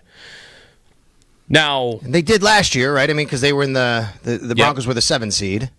That's right. Chargers were 5, right? Because they went to Houston as the 4. Yeah. Part of it is just I do love Herbert. Like, I would feel very let down by him in the playoffs. But last year, he kind of did the thing that Allen did, just to a little bit of a lesser extent, is play just a clean game, don't make mistakes, you mix in, you're crazy, you've got one of the strongest arm in the league, throws that kind of pops off on highlight reels, and, once in a while you'll carry your team when you need to. Josh did that, remember, they lost the Ram game, but he did that against LA, he was amazing against Detroit, where he had to put up gaudy numbers, and Herbert did that a couple times too. The difference there, though, again, like the difference between the two is Herbert has a couple of collapses in the playoffs, and Josh doesn't have that. It's a huge difference between the two. But to your question, I would say Chargers, because I think Herbert, I still feel like I see a limitless ceiling because of his arm and some of the tools he has. Bo Nix, I guess I'm just a little bit more questioning that. Like, how good can he really be? Because he might have maxed out, He's not like this crazy athlete. He's a good runner, actually, but with his arm strength and how much more you could do in that offense, I'll be interested to see what Sean Payton's got. Like, how much more can you do with Bo Nix than you did in his rookie year? Mark and Tonawanda wants to get on this. What's up, Mark? Hey, good morning, guys. Morning. I just wanted to ask a question of how much pressure does McDermott have going on himself going into this year with a defensive-heavy draft and a defensive-heavy offseason with free agents. It's time that we start talking about McDermott in the sense of, Spagnuolo is going to shut this guy. He's going to dial up blitzes in place. We need that from McDermott this year. And I'm not saying he's going to be fired at the end of the year or anything crazy like that. I'm not. But, pressure has to be applied to this coach. Because, Joey Bosa's a stud. We got faster on D. I love the offseason moves. And not to mention on the offense, Palmer and Elijah Moore are better than Elijah Moore's way better than Isaiah McKenzie was. And I think Palmer's way better than Cooper production-wise going into this year with full training. I think it's been a great offseason, my point. And I just think McDermott has to start coming through. Well, here's the question, Mark. Here to answer your question. Here's the question. You brought up like the pressure, okay? That pressure only comes from the owner, right? We can't. You can come on the radio and you can say that you want him fired, and people have done that. There's no doubt. We hear from people every day about that. I understand, and they haven't gotten over the hump. But the bottom line is the person who makes the decision on that. Like, where does that pressure come from? You said how much pressure should or how much pressure is there? That comes from ownership. So you answer that question. What do you think, Mark? Do you think ownership is putting heat and pressure and saying if you don't win a Super Bowl, you're going to be fired? Like, that's what that comes down to. No, Sal, I'm not saying that. I'm saying from media members, from these post-game comments from you guys and questions. I just okay. That, like what? What would you like us to ask besides what went wrong? Buffalo news media has no say over how much pressure individuals have. Jeremy White just went national for comments he made to McDermott. So don't sit here and act like you guys don't have say. I don't. But how are you translating that into pressure though? Like pressure for what? Like pressure to lose their job, pressure to how they're seen. Like what is the pressure you're speaking of? So I would say he's not on the hot seat, right? I'm not saying not saying fire McDermott. I'm not saying that. I think he's been great. I'm saying though. There is a line, right? You have what is his excuse? This year he has none. This is his defense. He's built it. They retooled this defense. They should not go into Kansas City. But Mark, you're not really answering the question. What does that all equate to at the end? You're still making your case for why there should be pressure on him. What I'm saying is I don't make the decision. I don't call Terry Pagula and say you should do that or he doesn't listen. Now hold on, Mark. Hold on. Okay, wait a second. My philosophy is when you ask people questions. Hold on, are you there? My philosophy is when you ask people questions, I think what fans want is insight into the answer to the question, not telling them, they suck or you should be fired. And I don't know if that's what you're asking, but it sounds like that almost. I don't know the other stuff. You want to talk about pressure? That stuff. One of the how do I say it? One of the pet peeves I have is when people like this, you didn't use this word, Mark, but when people call up and say, when is he going to be held accountable? The accountability comes from people who have the power over your job. That's where accountability comes in. Yeah. I mean, we can ask what happened. And by the way, it has been well documented and well talked about, like the defense. They don't hide from it. We do ask questions about that. That has happened, Mark. I'm not sure what you're saying doesn't happen. It hasn't been asked. Let me put it this way. There is another type of pressure I feel like could be, but I don't know that McDermott would feel this or even care about it. I mean, I'm sure he would to some degree. There's pressure. The real pressure is what's your job status, and are you going to lose your job? And to me, there's no pressure on that front. I think the only pressure I could really see there being on Sean McDermott, especially if they looked good on defense all year long, and Joey Bosa stays healthy and looks great, and they nailed a couple of the draft picks, and then they get to the playoffs and they play Kansas City again, and it looks the same. Kind of how Mark's laying it out. The pressure is not in whether he'll lose his job; it's how are you going to be remembered. Because if you keep doing this over and over and over, where you play this team in that spot and you just don't have the answers on that side of the football, now, it depends. If there are no injury excuses this time, like there have been, then that'll change things a little bit. Because then I think you'll get more criticism. I think I haven't been super critical of the specific matchups defensively the last 2 years, mostly 2 years ago, because they were just so shorthanded that I don't know what ability they really had to stop Kansas City when A.J. Klein is having to be their starting linebacker. The pressure will be in, you don't want to go down in history as the dude that just got owned every time that you got there.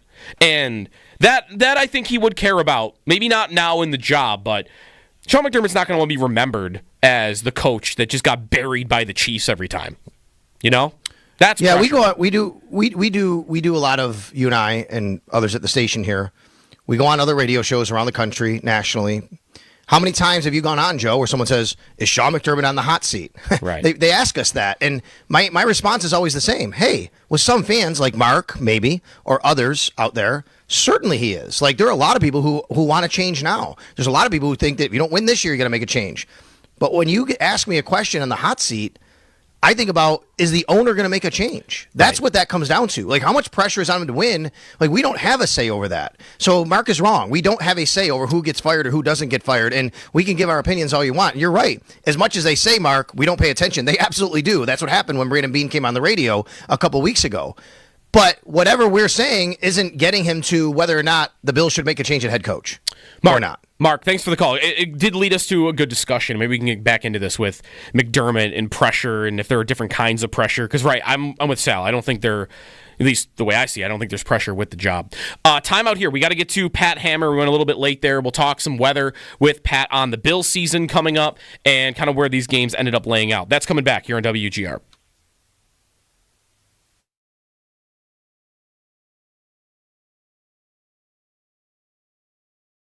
The same. My reasoning for thinking that the Chiefs will be down this year compared to previous years is just I don't think their fatal flaws are fixed. That maybe the rookie comes in, Simmons, and is able to make a giant difference on that line. But they moved Joe Thuney out, who was great at guard, and they average at tackle when they had to put him there because they had nobody else. There. The guy they signed, Jalen Moore, the Chiefs. Yeah, I'm not with Howard that they are done. I couldn't tell if he was being serious, that they're no longer the gold standard. They, of course, have been the team in the AFC for a long time, and the Bills have trouble getting over them. You know, everybody's moving up and down. Call each team its own little stock market, if you will. And for me, we could see a third year of this for the Chiefs, where they're not exactly at their peak, at their best, but what they've been the last 2 years is weakened versions of what they used to be. Mm-hmm. They built a better defense, and their offense became okay, not great. Mid. Not as good as the Bills offensively, but still finding ways. And they drafted an offensive lineman, and they added to their trenches. I mean, offensive line, defensive line in the first 3 picks of the draft. They had a receiver to a group that they've been trying to overhaul. Kelsey's back for another year. Kelsey went from looking shot in December to being a contributor once again. So, I definitely don't think the Chiefs are done. Can the Bills beat him in the regular season? Sure. Can they beat him in the playoffs? Sure. I might be more worried about Baltimore than I am Kansas City, but that might be stupid too. I would agree with that. That I would be more worried right now. Well, it depends. I guess it is tough to say that because of the playoff history between the two, and that the Chiefs, they have this knowledge about what works against the Bills, and I do think they look different in playoff meetings than they do in the regular season, and I'm not sure the Bills do in totality the same. My reasoning for thinking that the Chiefs will be down this year compared to previous years is just I don't think their fatal flaws are fixed. That maybe the rookie comes in, Simmons, and is able to make a giant difference on that line. But they moved Joe Thuney out, who was great at guard, average at tackle when they had to put him there because they had nobody else. The guy they signed, Jalen Moore, has 12 career starts, and none of his grading looks good on it. Nobody says he's like a star player at the position.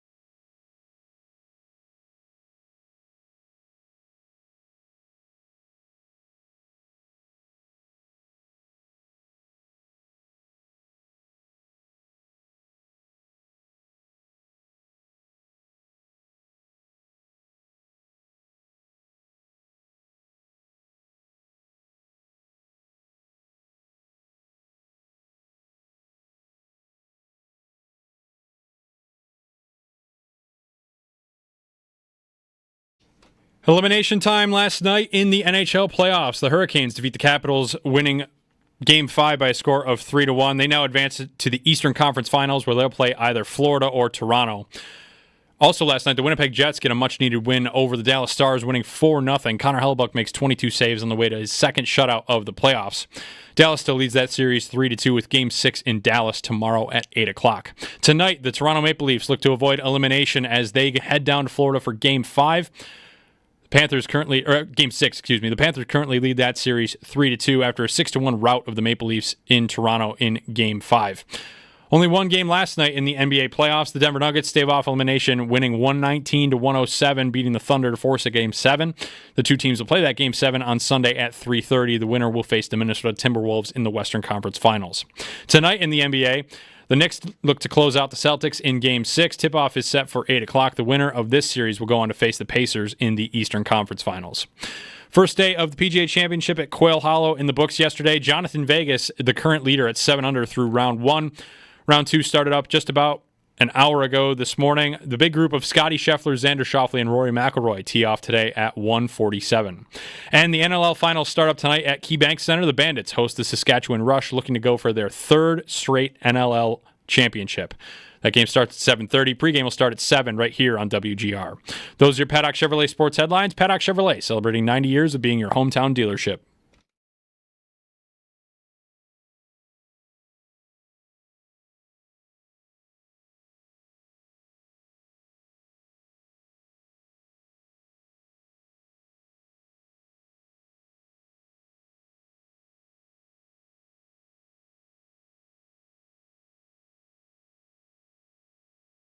I see this as what a great opportunity we have to do something that really has never been done. There hasn't been a 4,000-yard passer here in this franchise, and I think Caleb's going to be the first one of many years, many seasons to come where he's able to accomplish that feat. So I see a chance for greatness here for him. He's been communicated that way, and he feels the same way. I don't know what's gone on prior to him joining the organization, but he is very proud to be a Chicago Bear. That's what our conversations have included, and he's really excited to get to work right now and be the best version of himself for 2025.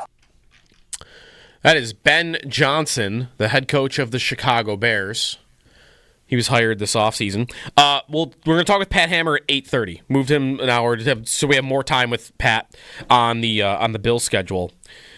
Joe DiBiase, Sal Capaccio. So there's the Bears head coach, Ben Johnson.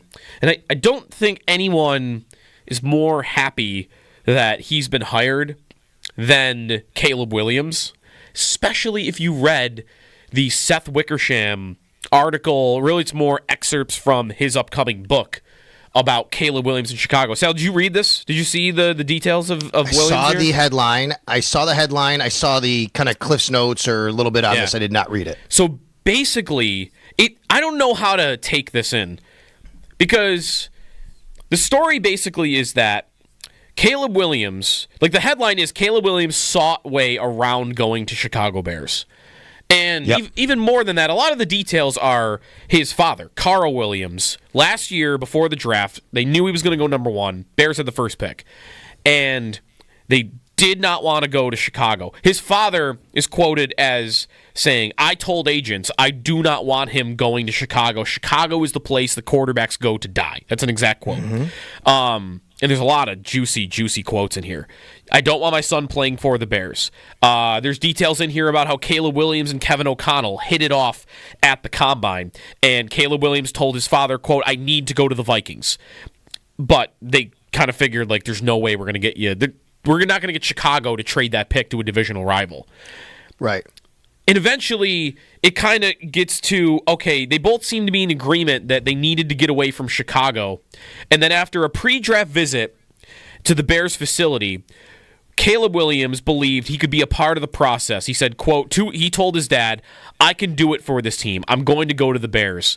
And that he wasn't ready to nuke the city, which what he would need to do to get out of there. So, on one hand, I'm like, oh, okay. Good on Caleb Williams, I guess, that you decided, all right, no, I could do it for the Bears. I'm not going to make a mess here of it. But at the same time, a year later, you're also telling me all this. You know, like, if you really didn't want to make drama or let everybody know that you didn't have any interest in going to Chicago, why am I finding out about it like 12 months later? You know what I mean? Were these on the record open quotes from Wickersham, right? Yeah, I mean, Wickersham, because it's Williams said this. Yes, yeah, they're all exact quotes. Yep. Caleb Williams told Wickersham, quote, "I wasn't ready to nuke the city." That's an exact quote from Caleb Williams about that whole process. There's a lot. Very interesting that you're right. Very interesting that he is coming out admitting all this, because you would think there's going to be some sort of huge backlash, right? From the fan base. But then again, he's probably doing it because he feels really good about the situation now with Ben Johnson there. And he's like, "Hey, I didn't want to go to Chicago." That's what I mean. Joe, why would you even crack the door open to that though? Right. For Caleb Williams, right? Especially now. I mean, Joe, I know it's way different these days, but the same thing happened with Jim Kelly. Yeah. Well, I mean, we all knew Jim Kelly was literally interviewed before coming to Buffalo and saying, "Would you rather be in Houston or Buffalo?" Like, he said this on camera. Yeah. And he's like, "I'm going to the USFL. I'm going to Houston. I don't want to go to Buffalo." Like, they had documented interviews of him saying this before they even signed him. I've seen the clip. There's a clip. Was it even in the Bills 30 for 30? The clip of Jim Kelly telling a reporter, I'm sure this is like 1983, well, I could either you live in Houston or live in Buffalo, and I'll just leave it at that. Like, that clip, I mean, he obviously is totally different on that front now, but that clip from 40 years ago, like, it exists. Someone was talking to him about it. So, really, this is very similar. I mean, another part of this story is that Carl Williams told Wickersham, Caleb Williams' dad, that he looked for every avenue around going to the Bears. He spoke with Archie Manning because he obviously got Eli Manning away from the Chargers. He got his son away from the Chargers. And so that happened 20 years ago. He talked with labor lawyers and agents to potentially kind of get the NFL CBA ruled unconstitutional, is how far they were going with it. Considered signing with the UFL. I mean, these were all considerations. They did not pull any of these levers. But again, it's just interesting that you're even telling me that all of these levers were in consideration 1 year ago. How do you expect your fans to feel about that? I would feel kind of confused, maybe. Like, put yourself in their shoes. Imagine if Josh Allen, a year after he had been drafted, had come out and said, I did not want to come to Buffalo at all. Like, why are you even telling me this? Why are you even making drama here where it doesn't need to?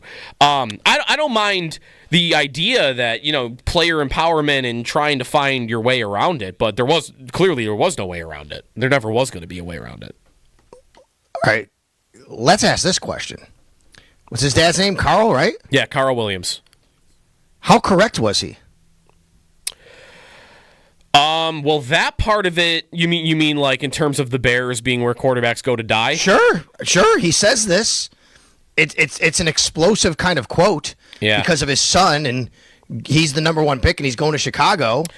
His dad's trying to set him up. I don't love this. I don't love my dad's going to steer me going here. Sure. Didn't love when the Eli thing happened a long time ago. I'm not defending the action. Yeah. But I think there's a defense to the thought process. I think you're right. By the way, all of these are excerpts from Seth Wickersham's book is American Kings. It's about quarterbacks in the league, not just about Caleb Williams, obviously.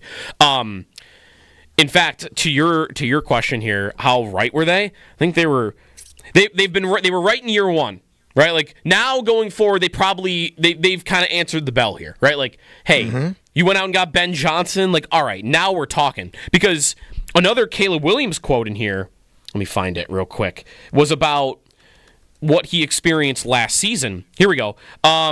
Sheds light on Williams' tumultuous rookie season, which Matt Eberflus and Shane Waldron. Waldron, by the way, is the reason Caleb Williams didn't want to go there, I guess. Like, that was his biggest problem. Maybe his dad was more about the whole organization and the city. Right. But Caleb Williams was his concern with Shane Waldron. And here's a quote from Caleb Williams. At times, Williams said he would watch film alone with no instruction or guidance from the coaches. Quote from Caleb Williams, "No one tells me what to watch. I just turn it on." Wow. So Waldron and Eberflus get fired, right? Yes. Yeah. I mean, in a way, unless you want to blame Caleb Williams for the reason why they were bad and being fired, I don't think anybody would do that, although he kind of fell short of expectations, of course. In a way, isn't what Carl Williams saying didn't it come to fruition and he was he was correct? The organization itself did that thing. Yeah. No. Ryan Poles, the GM, said, these guys aren't good enough, and we have a quarterback who we have to be better for. Absolutely. That's really what he did. Yeah. And that's what the dad said. Yeah, that's right. And I think they're now going to get to a place, if Ben Johnson can do what he's hyped up to do, that Williams will have every chance. I'm curious to see how that will go, because the one thing about a Ben Johnson offense that at least we've seen with Jared Goff. What is Jared Goff? Jared Goff is not a crazy good athlete. He's got a big arm. What is Jared Goff an expert at? He is a quick processor. You know, like all that play action, your back is turned to the defense, and you turn around, and you got to know where the ball's got to go pretty quickly. Jared Goff is an expert at that. And that's kind of these Ben Johnson-style offenses all over. Tua's a quick processor. Brock Purdy's a quick processor. What is Caleb Williams not? He is not a quick processor. He is a guy that holds on to the football, takes sacks, tries to extend plays, oftentimes to a fault. So that's the job for Ben Johnson. You gotta get that ingrained in this quarterback, because what's in his nature is very different, I think, than some of the QBs that have played this style of offense. But that's the job, right? Like you got to mold him. He's a raw piece of clay. He's a crazy good arm and athlete. But, man, some of the decisions that you've seen from him last year, I mean, remember the Thanksgiving game? My problem wasn't even with Eberflus. Caleb Williams didn't know the clock. He let the clock run down like 25 seconds. And he got his coach fired for it. That was terrible. Anyways, we're late to a break. When we come back, I've got a crazy stat/fact on these playoffs in both the NHL and the NBA when it comes to division winners. It's a crazy stat. That's coming back here on WGR.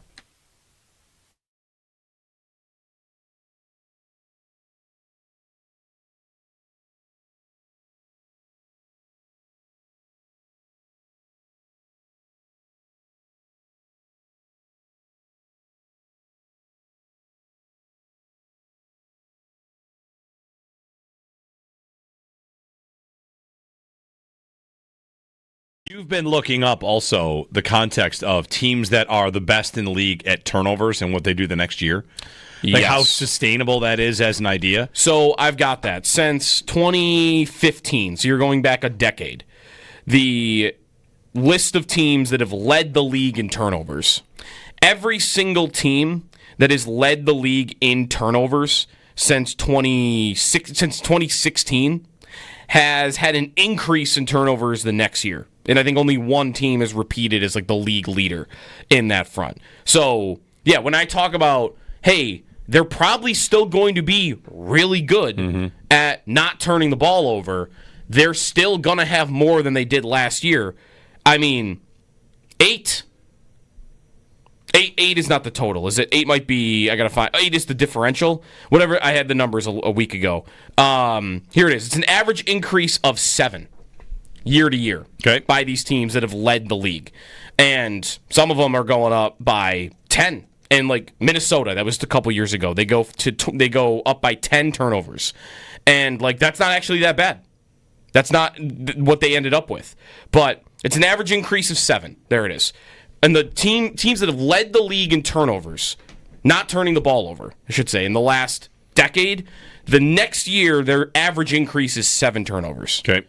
So the Bills go up by 7. They're still going to be one of the better teams in the league, but 7 turnovers, spread them out throughout games. That makes 5, 6, 7 games a lot more difficult just on that one play because those are huge plays. That Lamar play was like, thinking back in the playoff game, the win percentage drop or whatever it is. Even more than that, I think the EPA was like a -8. Yeah. On that play. Some of that's because Vaughn returned it, but they're it was in field goal like range. Yeah, it was like a -8. It was the most impactful play of the game by EPA.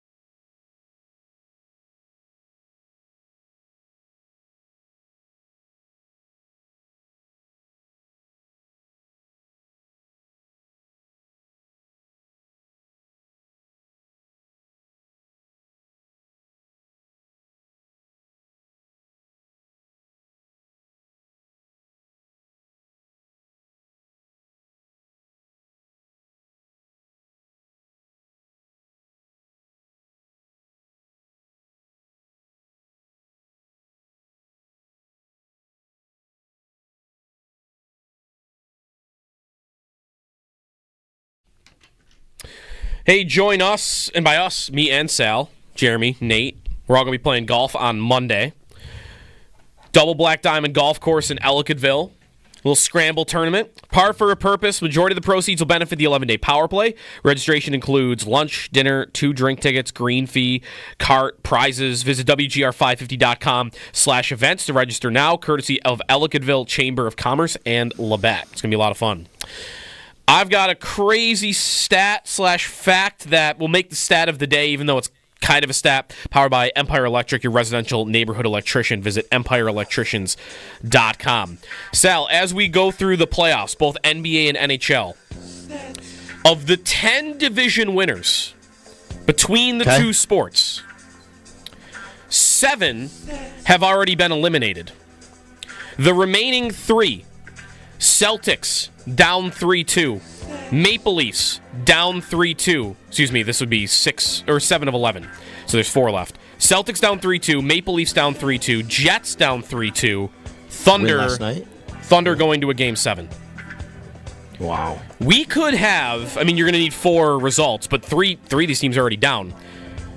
We could have a conference finals in the NHL and NBA without a single division winner. How about that? Yeah, President's Trophy team is out. Yeah. What do they call? Do they get an award in basketball for winning the best regular season? Wouldn't that be the Cavs? That's a good question. It would. I don't think they have something like that, do they? They don't have an award like they do in hockey. Not that I know of. Okay. Yeah, did they put banners up that they had say the best record, right? They might just put banners up that say regular season, right? Regular season champion. Oh my God! Speaking of those banners, we went through the Minecraft stuff yesterday. Max, we had him on the air. Yeah, it was good. Oh my God, it was really good. And some of the ones that they were making fun of hanging banners. Yeah. Right. Yep. The NBA does have that trophy. Oh, they do? What is it? The Maurice Podolov Trophy, named after the first NBA commissioner. It was introduced in the 2023 or 2022-2023 season. Oh, so this is new. Yeah.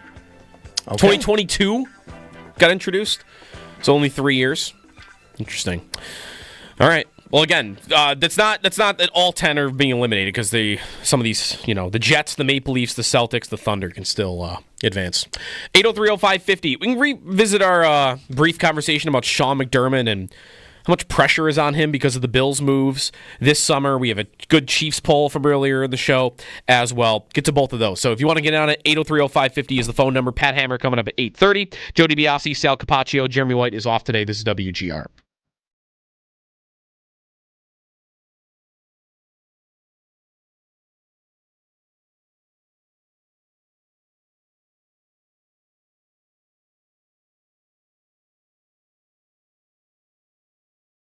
The story basically is that Caleb Williams, the headline is Caleb Williams sought way around going to Chicago Bears.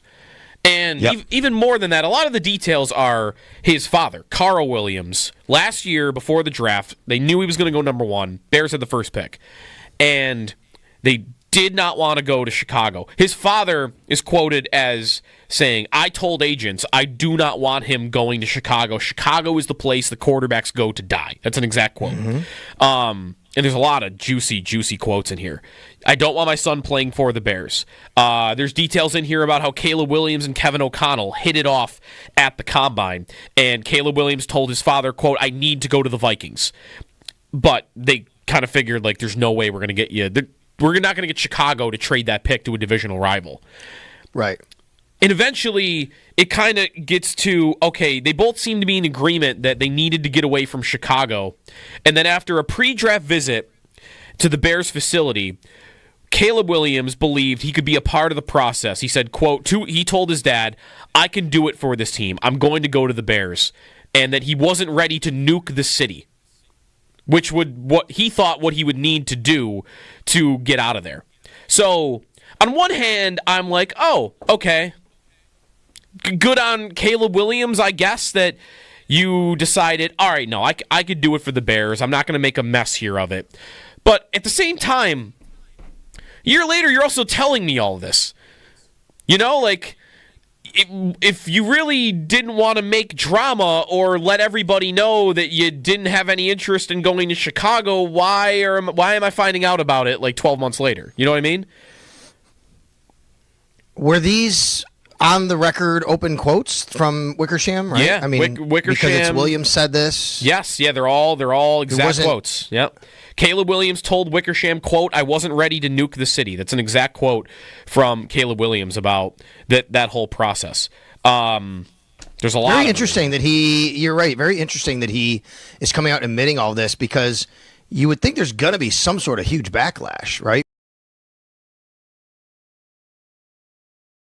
What's the bigger story right now in the playoffs, or even the more interesting one? The Leafs getting through if they can, or the Knicks doing it? Because aren't they kind of similar in the manner of they are big, famous brands with massive, diehard fan bases that maybe are even heartbroken a lot. Their teams are never as good as they probably should be. You know what it is? Are they the two teams that for years have been like the easiest to make fun of?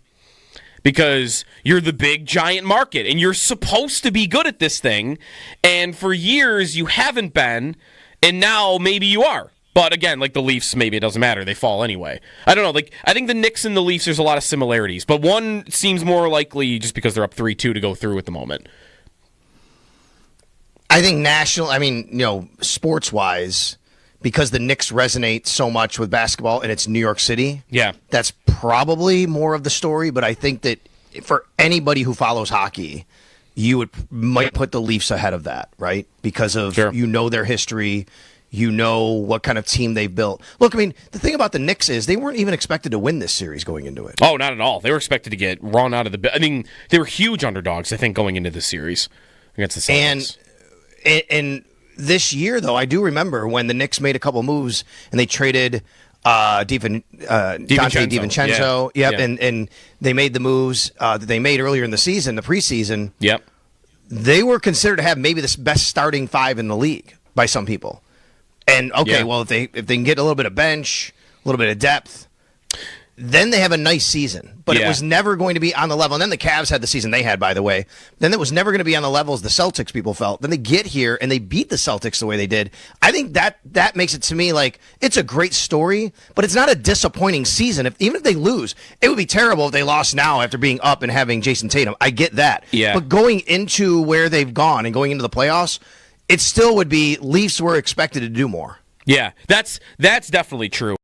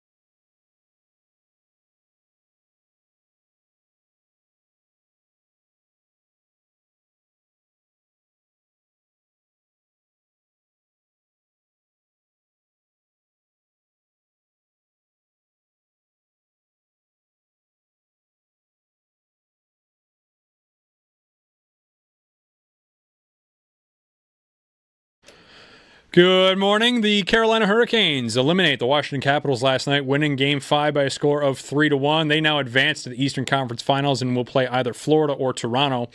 Also last night, the Winnipeg Jets get a win over the Dallas Stars, winning 4-0. Connor Hellebuyck makes 22 saves on the way to his second shutout of the playoffs. Dallas still leads that series 3-2 with Game 6 in Dallas tomorrow at 8 o'clock. Tonight in the NHL, the Maple Leafs look to hold off and not get eliminated by the Florida Panthers. They head down to Florida for Game 6. The Panthers currently lead that series 3-2 after winning 6-1 in Toronto against the Maple Leafs in Game 5. Only one game in the NBA playoffs last night. The Denver Nuggets win 119-107 over the Thunder, forcing a Game 7. Those two teams will play Game 7 on Sunday at 3:30. The winner will face the Minnesota Timberwolves in the Western Conference Finals. Tonight in the NBA, the New York Knicks look to close out the Boston Celtics in Game 6. The tip-off in New York is set for 8 o'clock. That winner will go on to face the Indiana Pacers in the Eastern Conference Finals. First day of the PGA Championship wrapped up yesterday at Quail Hollow. Jonathan Vegas, the current leader at 7 under, he tees off at 9 o'clock. Round 2 started up earlier this morning, just about an hour ago. The big group of Scotty Scheffler, Xander Schauffele, and Rory McIlroy tee off today at 1:47. Scheffler leads that group 2 under par, Schauffele 1 over par, and McIlroy 3 over par. The NLL finals start up tonight at KeyBank Center as the Bandits host the Saskatchewan Rush, looking for their third straight final championship. The Bandits have been to the finals for the past 5 years. They look for their third in a row to start for their third in a row tonight. That starts at 7:30. Pregame will start at 7 right here on WGR.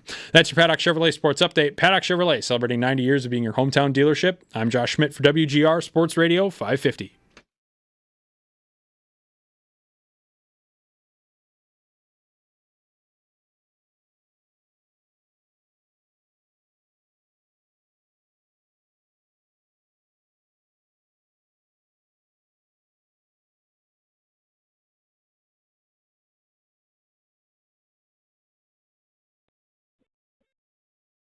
I haven't heard that music in too long. Welcome back. Patrick Hammer joining Sal Capaccio, Joe DiBiase here on the West Her Hotline. Friday, welcome in. Pat from, of course, Channel 2 meteorologist. And, well, you had a busy morning. Oh my goodness. It was a rock and roll show from about, 5 a.m. until like 6:30. With some storms that rolled through. You would not have believed, guys, we have these sky cameras that look over Lake Erie, and the lightning that was taking place was just insane. And then it looks like they moved through and were relatively, they moved through and packed a punch. But all in all, it was generally, tame. But, yeah, they were pretty potent as they moved through. Did you come through pretty quick too, right? I mean, it seemed like it was going on for a while and then it just stopped. Yeah. Yeah, and that's what we thought. It was going to be a quick hitting situation where the storms rolled through, and then they're halfway to New York City. I mean, they're moving through the Finger Lakes and about to get to Albany and Syracuse, and they're done. So we're going to see a beautiful day today, in fact, with a lot of sunshine coming through. But, yeah, that rain is done. But it was pretty wild this morning. Was that not like am I over-exaggerating it if I say I don't remember ever seeing a lightning storm where the lightning was that frequent, where it felt like it was every 3 seconds? No, that was pretty that's not uncommon. When you get, well, first of all, let's talk about what these storms did before they got here. They were producing tornadoes in Wisconsin and in and around Chicago with major severe weather. So if this line of storms had moved through this afternoon, this would be a very different deal. But they kind of ran out of gas once they got here, which we expected. When storms fire in the morning, you're dealing with a quarter tank of gas versus a full tank, if you think about the atmosphere having any energy left. So they were, they produced a lot of lightning, some gusty winds, and heavy rain, but then they left. Before, though, they had a far worse attitude when they were in Illinois and Wisconsin. So they were a little calmer by the time they got here. But because they were so strong initially, that's what led to that crazy lightning that you saw this morning, which was just like constant. Pat, we brought you on to talk a little bit about the Bills schedule. Now, it's not that sexy with, different places to go. It's all eastern cities, so I imagine we're going to get a lot of the same. But before we do that, very quickly, just on the weather here, I'm looking, maybe it's going to get a little chillier again, I guess, relative to the time of year. We're playing in the Power for a Purpose on Monday. Joe and I are down in Ellicottville. It looks like it's only going to be maybe about 59, 60 degrees that day, Joe, a little bit chilly for golf. And I'm looking long range. When are we going to get back to maybe having some seasonable, warmer weather to get out there, play golf, have the kids enjoy baseball, that kind of stuff? I'm thinking the 4th of July. I'm feeling good about that.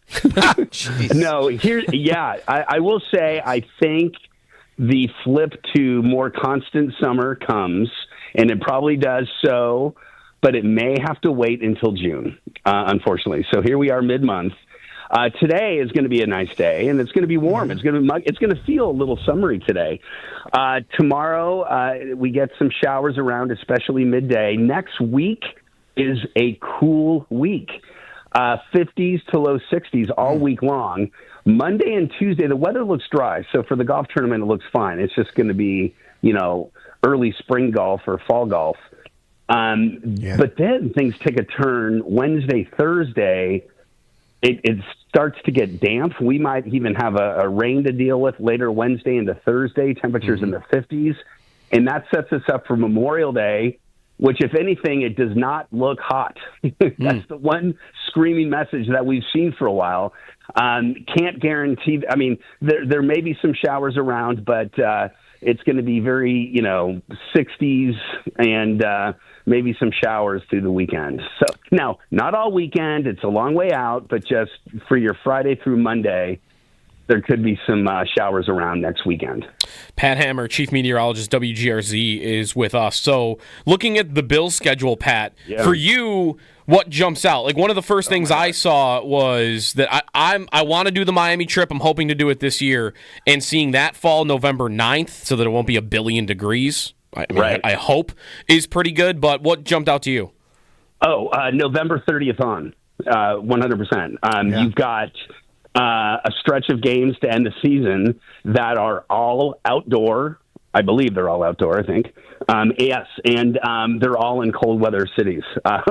All of the games are pretty much close to home. Pittsburgh. Well, the games, you've got Pittsburgh, you're at Cleveland, you're at New England. Of course, you have the Bengals here, you have the Jets and Philly here. But you have that stretch of games where the door is open for cold and maybe even snowy weather at any of those places.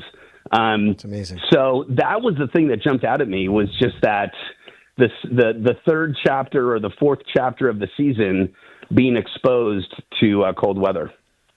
Joe already looked at Charlotte, going down to play golf that weekend.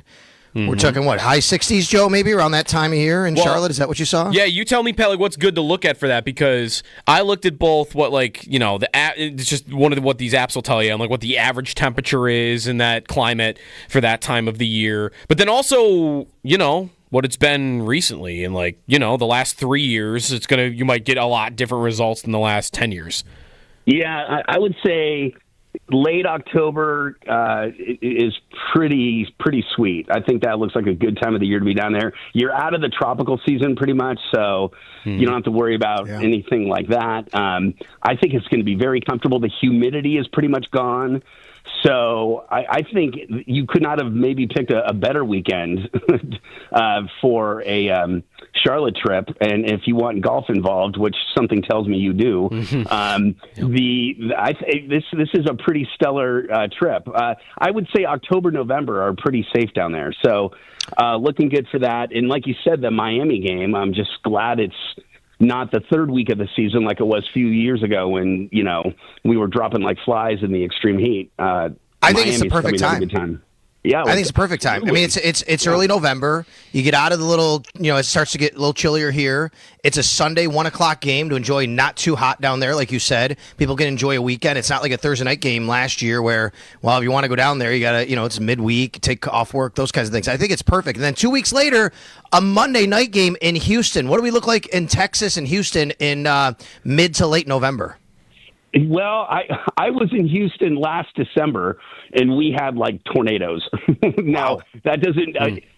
My point is that the winter season in Houston can be lovely and comfortable, but you are exposed to active weather down there as well. I would much rather be, though, in Houston in November versus September. I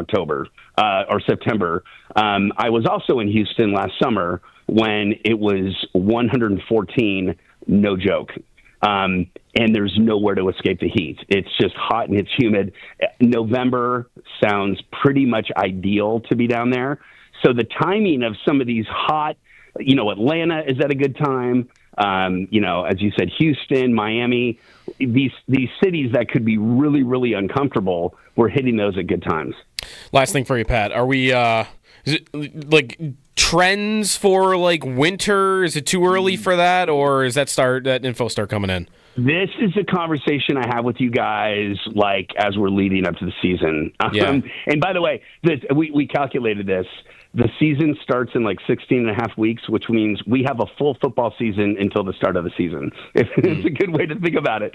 And I think by then we'll have a better look at the winter. I mean, just going to be honest with you. If I were to tell you what I think the winter is going to be like, that's, grabbing at darts here. A little too early to tell. I think the summer is going to certainly, though, take a turn. You did ask this. After this lousy or coolish Memorial Day, come June, summer hits, and it may last a while. You can definitively say, though, we're 100% done with snow now, right? Right. Okay, I will say that. I would not rule out, though, next week, here, parts of the state, the highest peaks of the Adirondacks, next week could see some flakes. I know, it's crazy. We might even have a little frost around here next week. Patchy. Nothing that's going to, freak you out. But, we're done with any snow around here. But I think we've got a good summer to come. We just might have to wait to June 1st. All right. Okay. Pat's declaring snow over. I'm taking that to the bank right now. Frost maybe, snow no. The one thing that I can say with dependability that you can take with you, yes. Okay. No more snow in late May. All right. We'll let you get out of here. Thanks, Pat, again for jumping on and giving us some insight, and we'll talk soon. Thanks, buddy. All right. Bye, guys. Pat Hammer on the Western Hotline. Chief Meteorologist, Channel 2. Again, we had a crazy storm this morning. Man, there's some good videos on it. There's a video, actually Pat tweeted out, I think, the video of the lightning over Niagara Falls as it's like rapid, like coming in. So if you slept through it, check out there's some good videos on it. 803-0550 is the phone number. Want to power rank some quarterbacks? Yeah, I was just going through that here, actually. Man, this is tough. Let's do it. You're going to make some people mad because I'm like, wait a minute. Whoa. I think this guy could be like, I could put ahead of him. And let's do it, man. Power rank some Bills. All right. Opponent quarterbacks. I think we have to figure out first, what are we doing with the Saints, the Steelers, and the Browns? I think we should figure out who we think the most likely starter is, and then that's the person we'll put in the ranking. So, let's go in order of them. New Orleans, would we agree Tyler Shuck is the most likely? Yes. Okay. For Pittsburgh, Mason Rudolph, just because he's on the roster, or do you think Rodgers should be the name because it's so tough, right? Like, is he just not going to play? I mean, I guess he can play for New Orleans. As I sit here right now, I still think it's Rodgers, but I mean, we have no indication that's actually going to happen. You want to make it Rodgers, though? Do you think right now it's more likely Rodgers plays that game than Rudolph? And it's late in the year, though, Joe. I don't know. It's tough. What do you think? Let's do it as though it's Rodgers. I think it'll be a little more interesting if we do it if it's Rodgers anyway. Okay, I agree. That's good. And then finally Cleveland, which, good luck. Cleveland should be Flacco, Pickett, Dylan Gabriel, Shadur Sanders. We had a Cleveland guest on a couple weeks ago that said, don't be stunned if Deshaun Watson plays a couple games at the end of the season. I mean, my goodness. I don't know. I've had two different Cleveland people I've talked to in the media who've tried to handicap this. Okay. One said it's going to be Joe Flacco because he's the veteran. Another said it's no way it's Flacco. It's either going to be Sanders or Pickett. Are you saying for week 1 or for that Bills game? For week 1. For week 1, okay. By the time they play in week 16, aren't they on to one of the rookies? Don't you think? Yes, I think that sounds more likely, and I would say Sanders. All right, let's make it Shedeur Sanders. So we'll go Tyler Shuck for New Orleans, Aaron Rodgers for Pittsburgh, and Shedeur Sanders for the Browns. All right. Okay, and just so we're clear here, we have also Penix for Atlanta, obviously, right? Yep. And Fields for the Jets. I don't think there's any others in here we have to think about. Okay. All right. Let's work from the top down. So we'll start at number 1. There's clearly a top 3, I think, depending on what order you want to put them in. Right. And that is Mahomes, Lamar Jackson, and Joe Burrow. Yes. Okay. And, how much trouble am I going to be in if I want to put Jackson 1, Mahomes 2? Is that crazy? I don't know. I mean, there's people who get pretty mad. I mean, but, some people will be happy about that. I mean... Right now, let's get some help from the bullpen. What do you guys think? If we have rank these 3 quarterbacks as far as the Bills' opponent quarterbacks, like toughest quarterbacks they'll face. Rank Mahomes, Jackson, and Burrow, top 3, because we're not taking any of them out of the top 3. Yeah. How would you do it? That's the other thing. I think, especially in a regular season game, I am more fearful of Lamar Jackson than I am Patrick Mahomes. I'll say it. Okay. Maybe in a playoff game, I'd have. I think I might say Joe Burrow even here could be number 1. To be quite honest, I'm not kidding. All right. Do you want to do it? You want to put Burrow number 1? Look at the. We're going to get yelled at if we the put Burrow chat number is 1. coming in. We had the first 4 have Burrow number 1. Wow. I mean, that is respect on Burrow. Burrow has beaten the Bills, and the Bills haven't beaten Burrow. They have not had answers for him. Whereas, listen, Mahomes, it's not in the playoffs, but you have seen the Bills do well against him in the regular season. And then Jackson, I think, is consistently the best of these 3 in the regular season, but he's also the one the Bills have had the most success against. Right? They force him into mistakes almost every time they play. So I'll say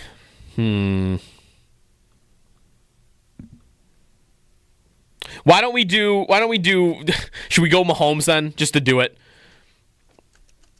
I think Mahomes, you have to put the respect in the name of everything that's happening. All right, so we'll put Mahomes number 1. Let's put Burrow. I don't think it's wrong to put Jackson number 2 if you want. He was the MVP 2 years ago. He had a very good case last year. Yep.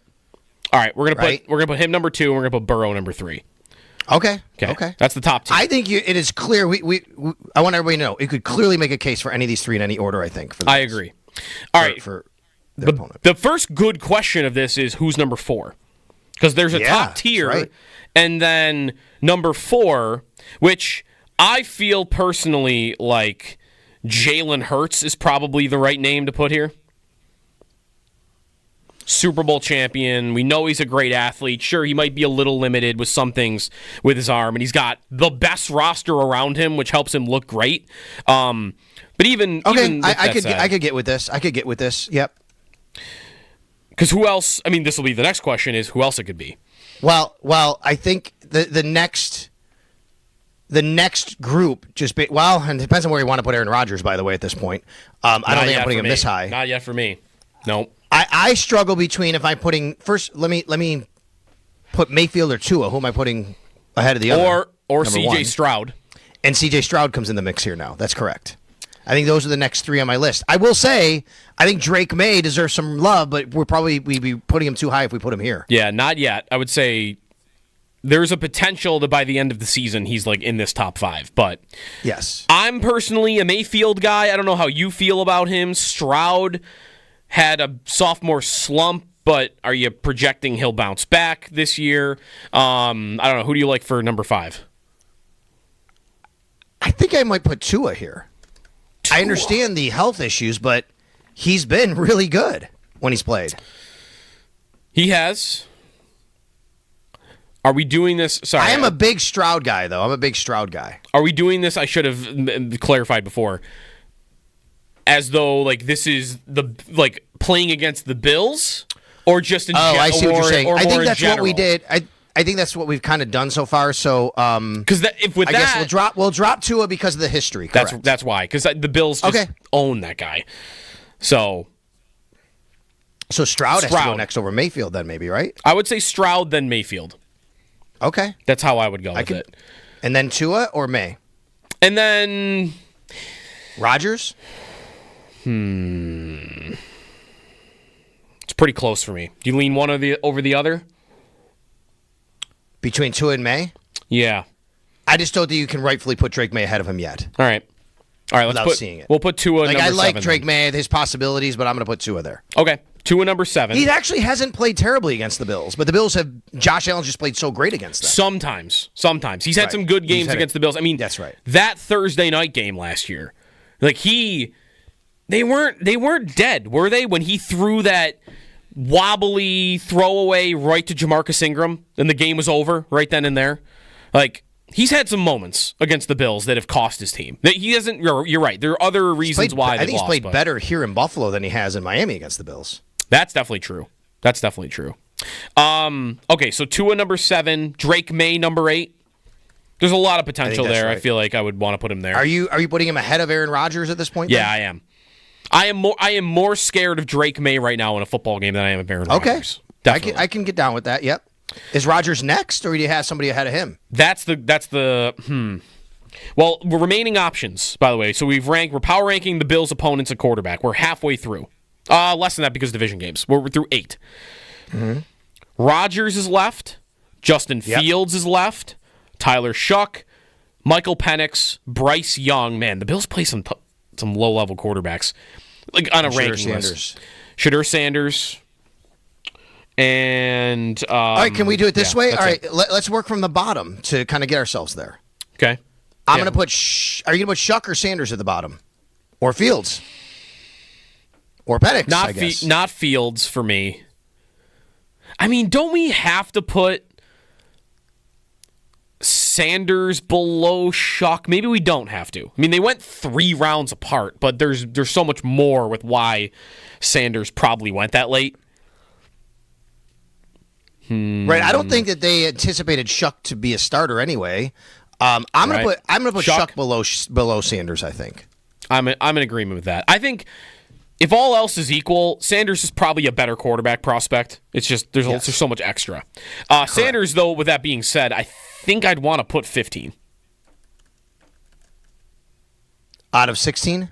Although there's not 16 quarterbacks here. No, there's 14. There's 14. You want 13 out of 14? Yes. Yep. Okay, I get it. Yep. I want to put Shuck at 14, Sanders at 13. Okay. I'm into that. All right, so if we're still working our way up from the bottom, the next worst quarterback the Bills play: Fields, Rodgers, Penix. Did we like Penix last year? Penix, he made some throws. There was that one game. Was that a night game? Maybe like a big important night game where he drove them down at the end. Yeah. He also had times where he just looked like he really needs to figure it out. That's definitely right. Which is so I'm going to put him 12 here. Okay. I'm good with that. Figuring out, by the way, he's an older prospect. He's already 25, so he better get going here. Right. Maybe that's the wrong term to use. He had some nice moments. He had some definite he's a rookie moments. Nope, I agree, for sure. All right, so Penix, Fields next, right? But right above him, you're going to put Young ahead of Fields then, like on top of him. I don't know. Bryce Young had, when he got back in last year, it looked pretty good. It was pretty good. Mm-hmm. And I think the coach there is fine, better than what I think they had before. I'm seeing a lot of love for the Tet McMillan fit, so they added a receiver around him. I think, man, you're really you're trying to nitpick 2 quarterbacks, neither of which I would say I love. But I think I would go Bryce Young is better than Justin Fields, personally. How do you feel?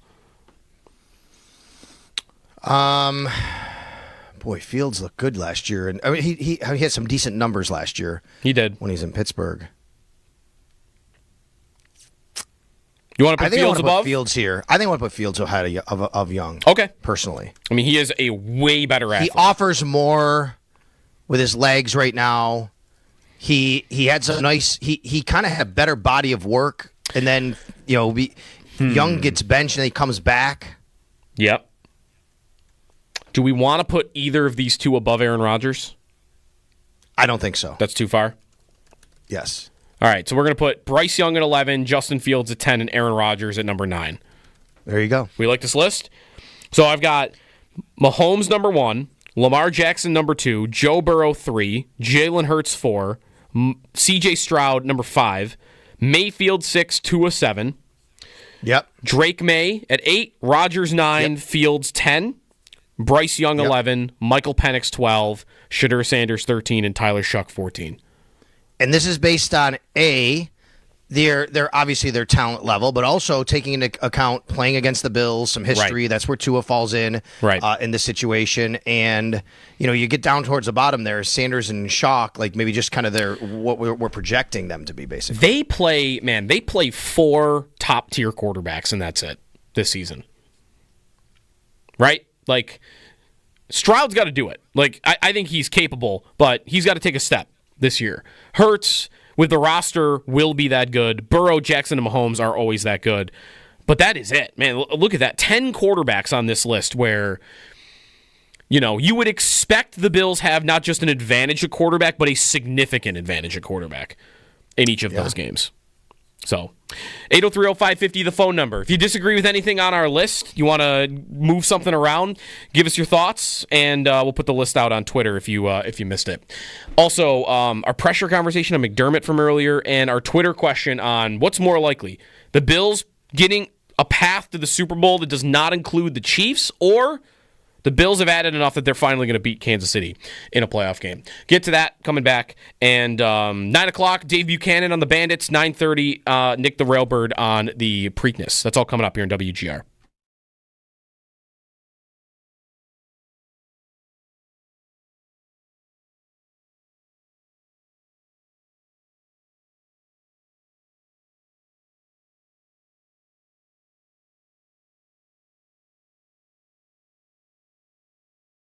I've got a crazy stat/fact that will make the stat of the day, even though it's kind of a stat. Powered by Empire Electric, your residential neighborhood electrician. Visit EmpireElectricians.com.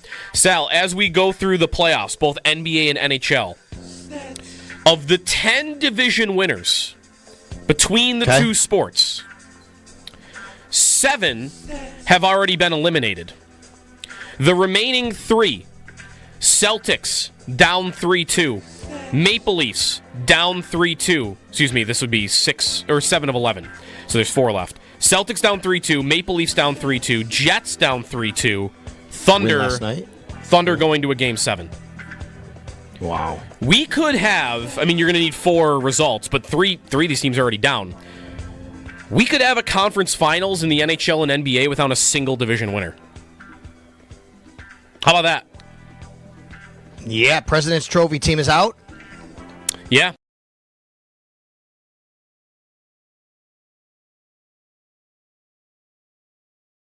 What's the bigger story right now in the playoffs? Or even the more interesting one? The Leafs getting through if they can, or the Knicks doing it? Because aren't they kind of similar in the manner of they are big, famous brands with, massive, diehard fan bases that maybe are even, heartbroken a lot. Their teams are never as good as they probably should be. You know what it is? Are they the 2 teams that for years have been the easiest to make fun of? Because you're the big, giant market, and you're supposed to be good at this thing, and for years you haven't been, and now maybe you are. But again, the Leafs, maybe it doesn't matter. They fall anyway. I don't know. I think the Knicks and the Leafs, there's a lot of similarities. But one seems more likely just because they're up 3-2 to go through at the moment. I think sports-wise, because the Knicks resonate so much with basketball and it's New York City, that's probably more of the story. But I think that for anybody who follows hockey, you might put the Leafs ahead of that, right? Because of, their history. What kind of team they've built. Look, the thing about the Knicks is they weren't even expected to win this series going into it. Oh, not at all. They were expected to get run out of the... they were huge underdogs, I think, going into this series against the Celtics. And this year, though, I do remember when the Knicks made a couple moves and they traded Dante DiVincenzo. Yep. And they made the moves that they made earlier in the season, the preseason. Yep.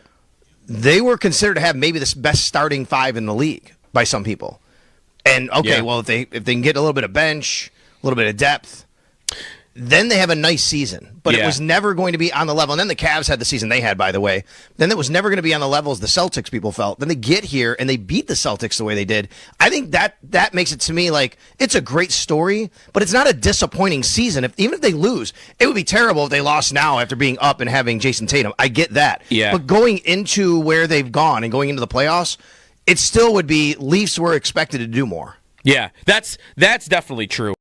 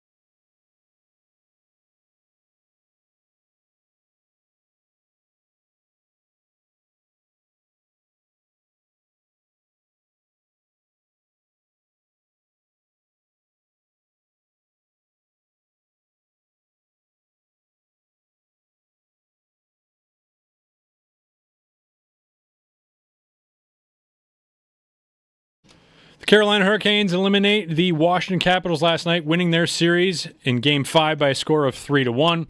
Hurricanes now advance to the Eastern Conference Finals, and they'll play either Florida or Toronto.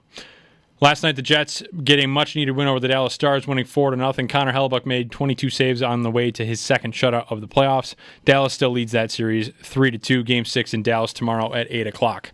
Tonight in the NHL, the Maple Leafs look to avoid elimination as they head down to Florida for Game 6 against the Panthers. Panthers currently lead that series 3-2 after a 6-1 rout of the Maple Leafs in Toronto in Game 5. Only one game in the NBA playoffs last night. The Nuggets came up big and won 119-107 over the Thunder, forcing Game 7. Game 7 is on Sunday at 3:30, and they'll play the winner of that will play the Minnesota Timberwolves. Tonight, the New York Knicks look to close out the Boston Celtics in Game 6. Knicks lead that series 3-2. Tip-off in New York is set for 8 o'clock. The winner of that series will go on to face the Pacers in the Eastern Conference Finals. PGA Championship underway at Quail Hollow. Round 2 underway this morning. Jonathan Vegas, the current leader at 7 under. He tees off in about 20 minutes. Scotty Scheffler, Xander Schauffele, and Rory McIlroy still all paired together, or still grouped together today. Tee off at 1:47. And tonight, the NLL Finals get started at KeyBank Center. The Buffalo Bandits host the Saskatchewan Rush for Game 1. Bandits looking to go 3 straight with a win in the championship this year. Game starts at 7:30 tonight. Pre-game starts at 7 o'clock right here on WGR. That's your Paddock Chevrolet Sports Headlines. Paddock Chevrolet, celebrating 90 years of being your hometown dealership.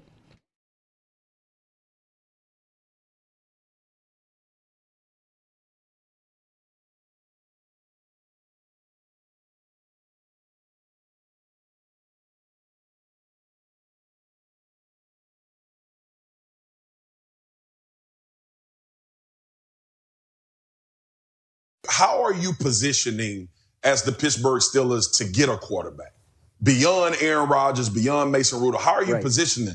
The waffling has happened because you've had good enough play to always be picking 20th or lower tier, and you can't get these guys. Make no moves up in the draft. I thought Shedeur Sanders would be the pick because of a young quarterback, and maybe you hang your hat on him progressing and becoming the franchise guy. Then that was gone. You look at the Pittsburgh Steelers and how they've been waffling, and I, for the life of me, can't understand what the quarterback situation future looks like.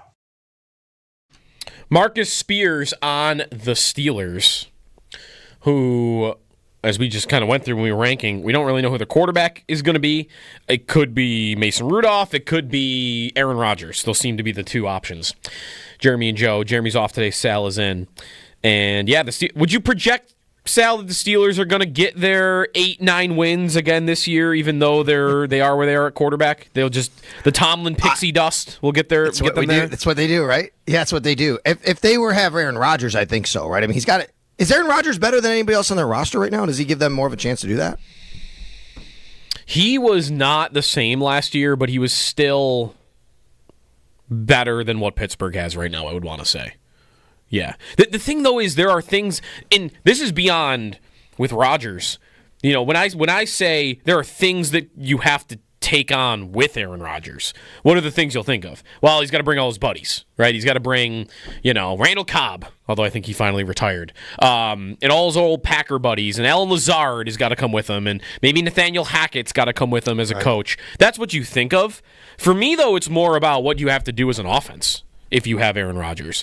The Jets last year, watching a lot of good breakdowns about how they were kind of operating, that team, when Rodgers is under center, everything's got to be super quick. They can't have any long developing plays because they can't afford him to take hits. He doesn't like doing play action. He doesn't like doing any of the pre-snap motion stuff. So it's just kind of, this is how the Jets looked last year. You line up, everyone's in their spot, you take the snap, and the ball's out in 2 seconds, and that's basically their offense. And not to say you can do like a million more things with Mason Rudolph, but I just don't know how. I think it's tough. I think it's tough to operate a creative and diverse offense in today's NFL if you have that quarterback who is at his age and might be a little fragile to taking hits. I would want something else if I were any team in the league. Did you see the Chargers and the Colts Minecraft videos?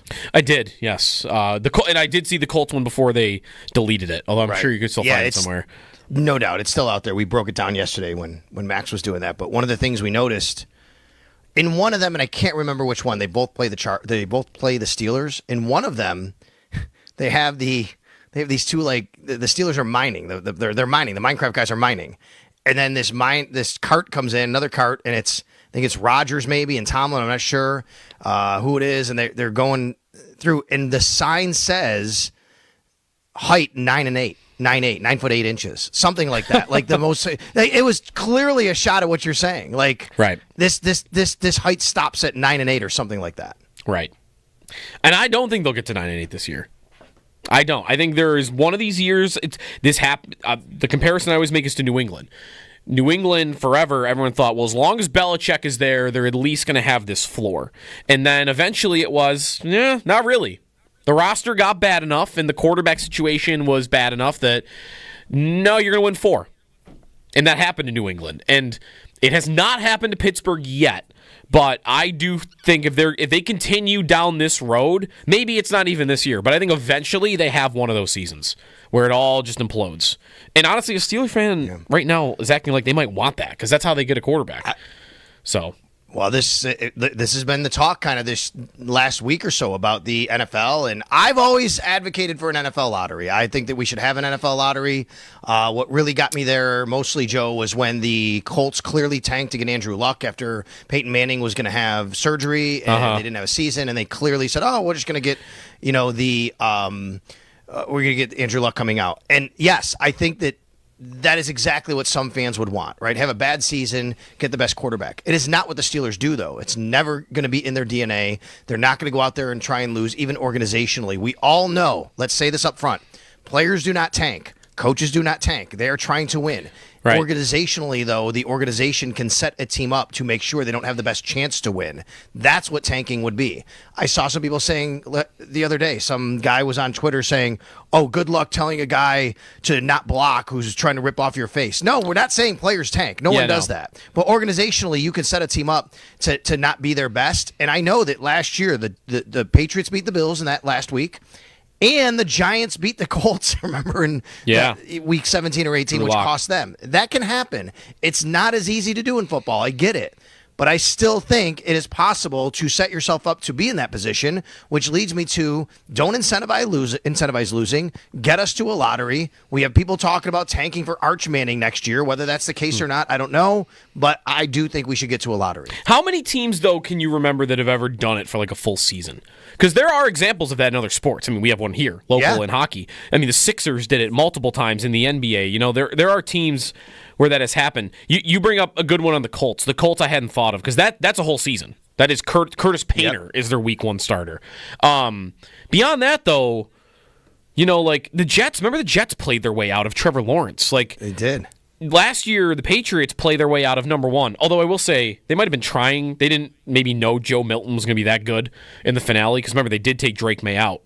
But you know what I mean? Like, would you expect anybody this year goes into the season thinking, okay, our plan is to be terrible because this quarterback is coming out? Maybe the Saints get there by where their circumstances are, but I feel like in football it doesn't happen as much as in other sports. No, it's harder to do. I think for a lot of different reasons. But you're right. You just don't normally get it anyway. It's not rooted in the DNA of the people who coach or play. And I'm not saying it is in these other sports, but you have these longer seasons where you know that like it's going to be a grind and all that.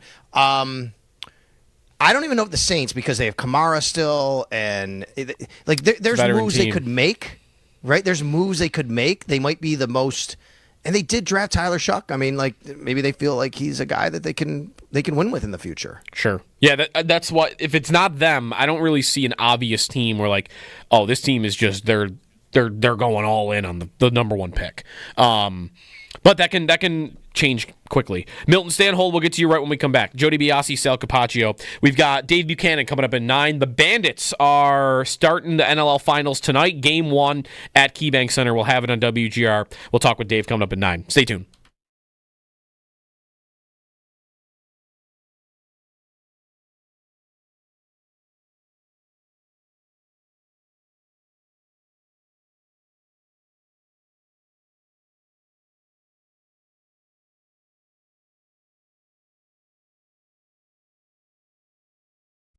The Chiefs. Yeah, I'm not with Howard that they are done. I couldn't tell if he was being serious, that they're no longer the gold standard. They, of course, have been the team in the AFC for a long time, and the Bills have trouble getting over them. You know, everybody's moving up and down. Call each team its own little stock market, if you will. And for me, we could see a third year of this for the Chiefs where they're not exactly at their peak, at their best. But what they've been the last 2 years is weakened versions of what they used to be. Mm-hmm. They built a better defense, and their offense became okay, not great. Mid. Not as good as the Bills offensively, but still finding ways. And they drafted an offensive lineman, and they added to their trenches. I mean, offensive line, defensive line in the first 3 picks of the draft. They had a receiver to a group that they've been trying to overhaul. Kelsey's back for another year. Kelsey went from looking shot in December to being a contributor once again. So, I definitely don't think the Chiefs are done. Can the Bills beat them in the regular season? Sure. Can they beat them in the playoffs? Sure. I might be more worried about Baltimore than I am Kansas City, but that might be stupid too. I would agree with that. That I would be more worried right now. Well, it depends. I guess it is tough to say that because of the playoff history between the two, and that the Chiefs, they have this knowledge about what works against the Bills, and I do think they look different in playoff meetings than they do in the regular season, and I'm not sure the Bills do in totality the same. My reasoning for thinking that the Chiefs will be down this year compared to previous years is just I don't think their fatal flaws are fixed. That the rookie comes in, Simmons, and is able to make a giant difference on that line. But they moved Joe Thuney out, who was great at guard, and they average at tackle when they had to put him there because they had nobody else. The guy they signed, Jalen Moore, has 12 career starts, and none of his grading looks good on it. Nobody says he's like a star player at the position.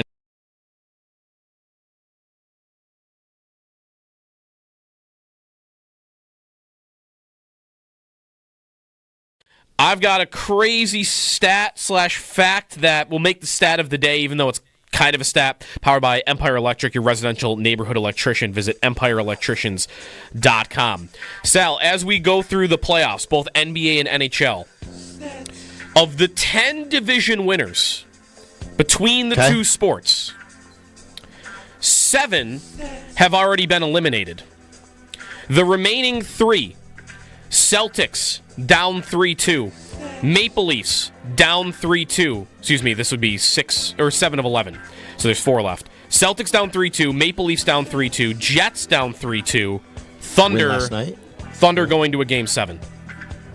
Wow. We could have, you're going to need 4 results, but three of these teams are already down. We could have a conference finals in the NHL and NBA without a single division winner. How about that? Yeah, President's Trophy team is out. Yeah.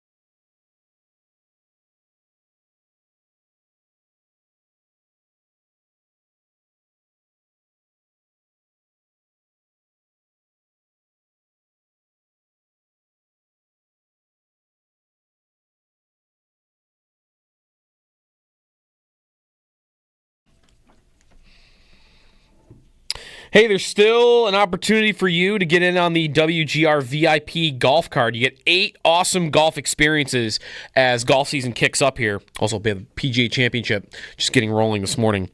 One low price of $129. You get Diamond Hawk, Shamrock Hills, Atticus 10th Hole and Golf Course, Bobolinks Golf Course, Golf Dojo as well. You get a box of V01 X1 golf balls from Encore, deals from Rick Zurek Golf Warehouse on Transit in Bowmansville, and a portion of those proceeds will benefit PGA Hope. Get all the details. Purchase your WGR VIP golf card at getmyperks.com. To the phone lines, ranked quarterbacks this hour. Milton in Buffalo wants a change on it. What's up, Milton? Milton, you there? Milton going once. What did he disagree with? Do we know? No, I don't know. Do we know what he disagreed with? It just said disagrees. What do we think he disagrees with? The entire list is, I think the top 3 it can be interchangeable. There's no doubt, right? The top we 3. talked about that. So they're interchangeable. I could make the case Joe Burrow could be number 1. I think there's certainly a case there. Lamar Jackson could be number 1. Mahomes we had number 1, then Jackson, then Burrow. So if you want to come at us with, I can't believe you didn't put Burrow or Jackson number 1. Yeah, I get it. Like, okay, you can split hairs and you could do it yourself and have it the other way. I get it. I think after that, there's a next tier: Hurts, Stroud, Mayfield, Tua. And I think that's also kind of debatable where you want to put them. And then you get to May, Rodgers, Fields, that group, right? And then towards the end. So I do think there's some ambiguity, but there are some tiers. And I think Milton's calling back here. Yeah, we'll get to Milton here. I do wonder, if I put a poll up, what's the way to phrase it? Which quarterback do you see as the biggest challenge on the Bills' schedule? I'm trying to figure that out because it is interesting how split I feel like everybody is. Let's go back to Milton. What's up, Milton? Yeah, I just want to switch up the list a little bit. I figure like the top 3 is like all A1, but I'm going to go with Burrow as the number 1 because we never beat him. And every time we play him, I'm always scared. This man completes like all of his passes. Yeah. And I got to put CJ Stroud up there too. I got to put CJ Stroud up there because we haven't beat him either. You know what I'm saying? And I'd say it's due to the lack of defense that we had. Hopefully they get better. I also have to put Rodgers up there because even though he's old, he's still Aaron Rodgers. And you know what I mean? He ain't that bad, you know? He's still okay, but I'll use the reverse though. They did beat him. Well, he didn't really play. He got hurt in the first game, I guess. So no, I get it, Milton. It's there's a lot of arguments to be made here. Hey, look, I struggle with Drake May. I really like him, but I can't justify putting him too high. You know what I mean? Yeah, he's definitely nice, man. But as long as the defense do what we got to do and get on that caliber, then we'll be all right. Yeah. Thanks, Milton, for the call. I would predict May is going to be higher by the end of the year. Like, I think, and I've said this, and I don't even think it's really that controversial, like, the next 5 years, I'm not worried about Tua. I'm not worried about anybody on the Jets right now. It's May, because there's an unknown factor there, and there's a skill set there that's impressive, and there was a very good rookie year. The athleticism, like that is really the biggest key for me. Sal's, the difference between like him and Tua is I feel like I've seen the best of Tua, and it's pretty good. But I also know it's not good enough to beat the Bills. And May, I would predict it's definitely not. I would predict it's not going to be good enough to beat the Bills, but I don't know. He could turn into one of these alien quarterbacks that makes crazy plays, 20 times a year. It's possible. He's a super good athlete. Yeah, they just got to build it around him, and they've done a better job of that this offseason, but we'll see if they've done a good enough job of that. 803-0550, the phone number. The Bandits looking for a three-peat. We'll talk about it with Dave Buchanan coming up next.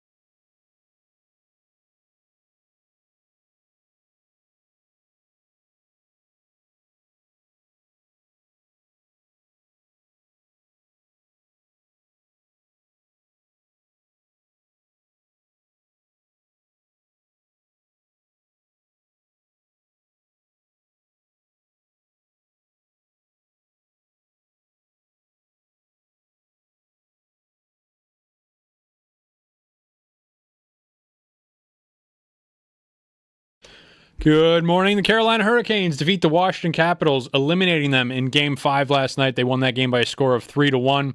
They now advance to the Eastern Conference Finals, and they'll play either Florida or Toronto. Much speculation been surrounding Capitals forward Alex Ovechkin, if he'll be back next season or if he's going to return to Russia. Capitals head coach Spencer Carberry said last night that he expects Ovechkin to be back as he still has 1 year left on his contract. Ovechkin turns 40 this summer. Also last night, the Winnipeg Jets got a much-needed win over the Dallas Stars, winning 4-0. Connor Hellebuck made 22 saves along the way to get his second shutout of the playoffs. Dallas leads that series 3-2 with Game 6 in Dallas tomorrow at 8 o'clock. Tonight in the NHL, the Maple Leafs look to avoid elimination as they head down to Florida for Game 6. The Panthers currently lead that series 3-2 after a 6-1 rout of the Maple Leafs in Toronto in Game 5. Only one game in the NBA playoffs late last night. The Denver Nuggets win 119-107 over the Thunder, forcing Game 7. The two teams will play Game 7 on Sunday at 3:30, and the winner will face the Minnesota Timberwolves in the Western Conference Finals. Tonight in the NBA, the New York Knicks look to close out the Boston Celtics in Game 6. Tip-off is set for 8 o'clock. The winner of this series will go on to face the Indiana Pacers in the Eastern Conference Finals. The first day of the PGA Championship at Quail Hollow was in the books, and Jonathan Vegas, the current leader, just teed off a few moments ago. He is 7 under through round 1. Scotty Schauffele, Xander Schauffele, and Rory McIlroy tee off later today at 147. Scheffler is the best of that bunch through round 1, 2 under par. Schauffele 1 over par, and McIlroy 3 over par. And tonight, the NLL Finals get started down at KeyBank Center. The Bandits host the Saskatchewan Rush. That game starts at 7:30. Pregame starts at 7 o'clock right here on WGR. The Bandits looking for their 3rd straight championship. That's your Paddock Chevrolet Sports Update. Paddock Chevrolet, celebrating 90 years of being your hometown dealership. I'm Josh Schmidt for WGR Sports Radio 550.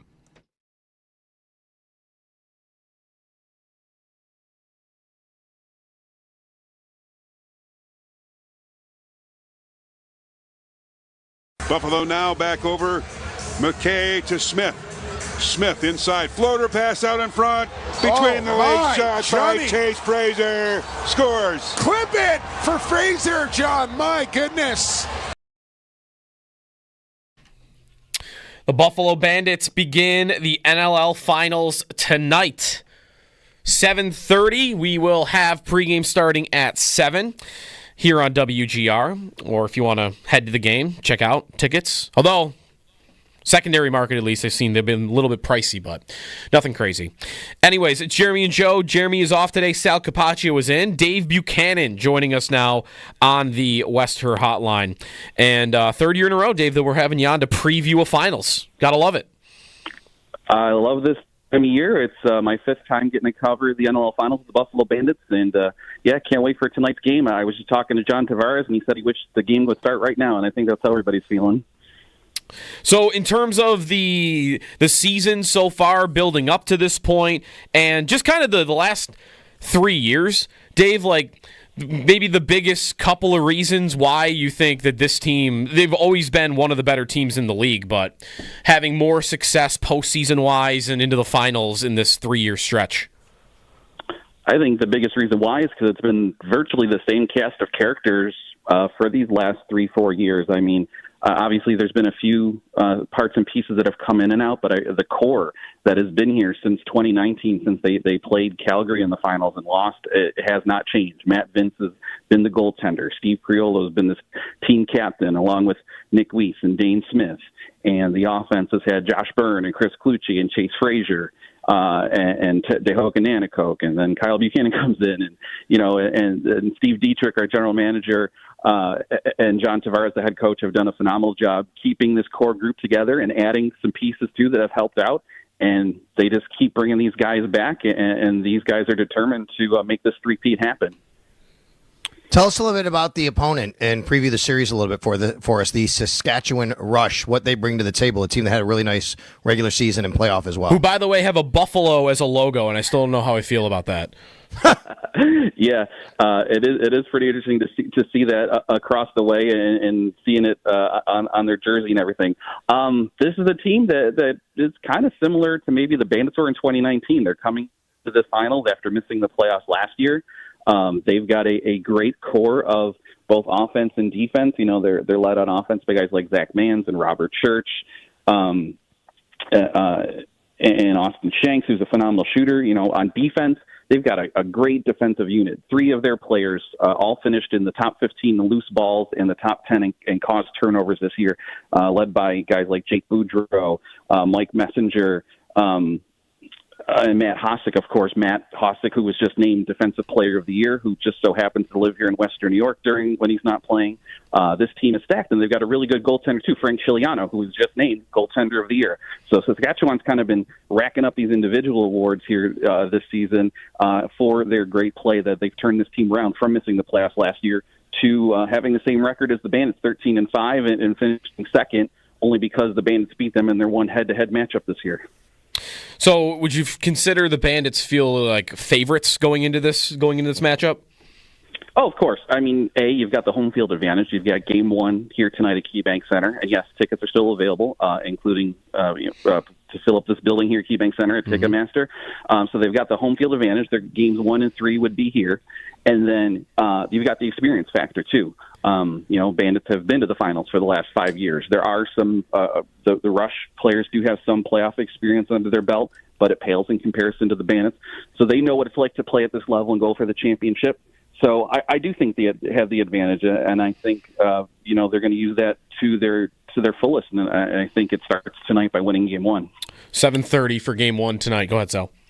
Yeah, and I was going to ask you about that home field. This is a best of 3, right? So, obviously you don't want to drop one and then go down and go right back there. So how important is really this Game 1 to make sure they get this thing going? Yeah, and having this opportunity sale has been a goal for them all throughout the season. Last year they went to the finals, went to the playoffs. They had to kind of scramble to make their way in after they stumbled in the middle of the offseason, came in as the 4th seed, and in the finals last year they started in Albany, so they didn't have that home field advantage. Luckily it worked out, and they got it done in 2 games. But now you do kind of have this ability, and that was a stated goal from day one, was not only to make the playoffs, but also get that top seed and maintain that home field advantage. The Bandit players, they love it. Any of them will just go on and on about how great it is to play here. But on the other hand, it's not that opposing players, I don't think they're maybe scared to play here. It can be overwhelming, especially if you've never experienced it. But a lot of these guys, especially players that are from Ontario, they probably grew up coming to Bandits games. They know what this experience is like. And if folks from Ontario and Matt Hossack, who lives here in Western New York, they're going to have friends and family in the stands too. Yeah. So, I mean, it is an advantage. Maybe it gets overstated at times, but it is an advantage. Some of the star players we've already kind of mentioned here, Dave Buchanan with us on the Western Hotline. Bandits tonight, Game 1, 7:30, pregame at 7 here on WGR. Thinking about Dane Smith for this a little bit, who's obviously already built up such a career resume, and Josh Byrne, I feel like, has become a much bigger star in Buffalo, a little bit more of a well-known name in the city in the last couple of years. Thinking about their legacies, maybe this doesn't even matter if they win this series, but you know what I mean? Stardom in Buffalo and names even in the rafters, kind of with those two, and if you think anyone else that's deserving of mention here has kind of built for themselves the last few seasons. Dane and Josh, what they've done, it is a legacy, and it not only on the floor but off the floor. These guys live here in Buffalo now. They're married to women from Western New York. They're building their Beast youth lacrosse program here in Western New York. They're bought in. There's a reason why you go up and down the 190 and see them 3 times on billboards. You turn on the TV and see them in ads. They've bought in. They're all in about the city, and that's what. One of the things I love about those guys so much. But you talk about other guys that have built a legacy. Matt Vince was already a Hall of Fame goaltender before he came to Buffalo, but he's now on the brink of maybe winning his second three-peat of his career. He's won 2 championships here just in Buffalo on top of the ones he won in Rochester. So, I mean, just on his few years here in Buffalo, you could put his number in the rafters. And then, of course, you got to look at the captain, Steve Priolo, who's outside of Dane Smith, the only guy that's been here longer in terms of playing career. Steve is the guts of this franchise. He is the captain for a reason. He's a great leader. He's so smart. Listen to his podcast. Listen to him break down the game. It's phenomenal. 23 will be in the rafters someday. I could probably list a few guys more, but definitely Vino and Steve Priolo would be right up there with 22 and 92. And Matt Vince, by the way, Joe, he's going to be 43 years old in a few weeks. It's unbelievable what he's doing.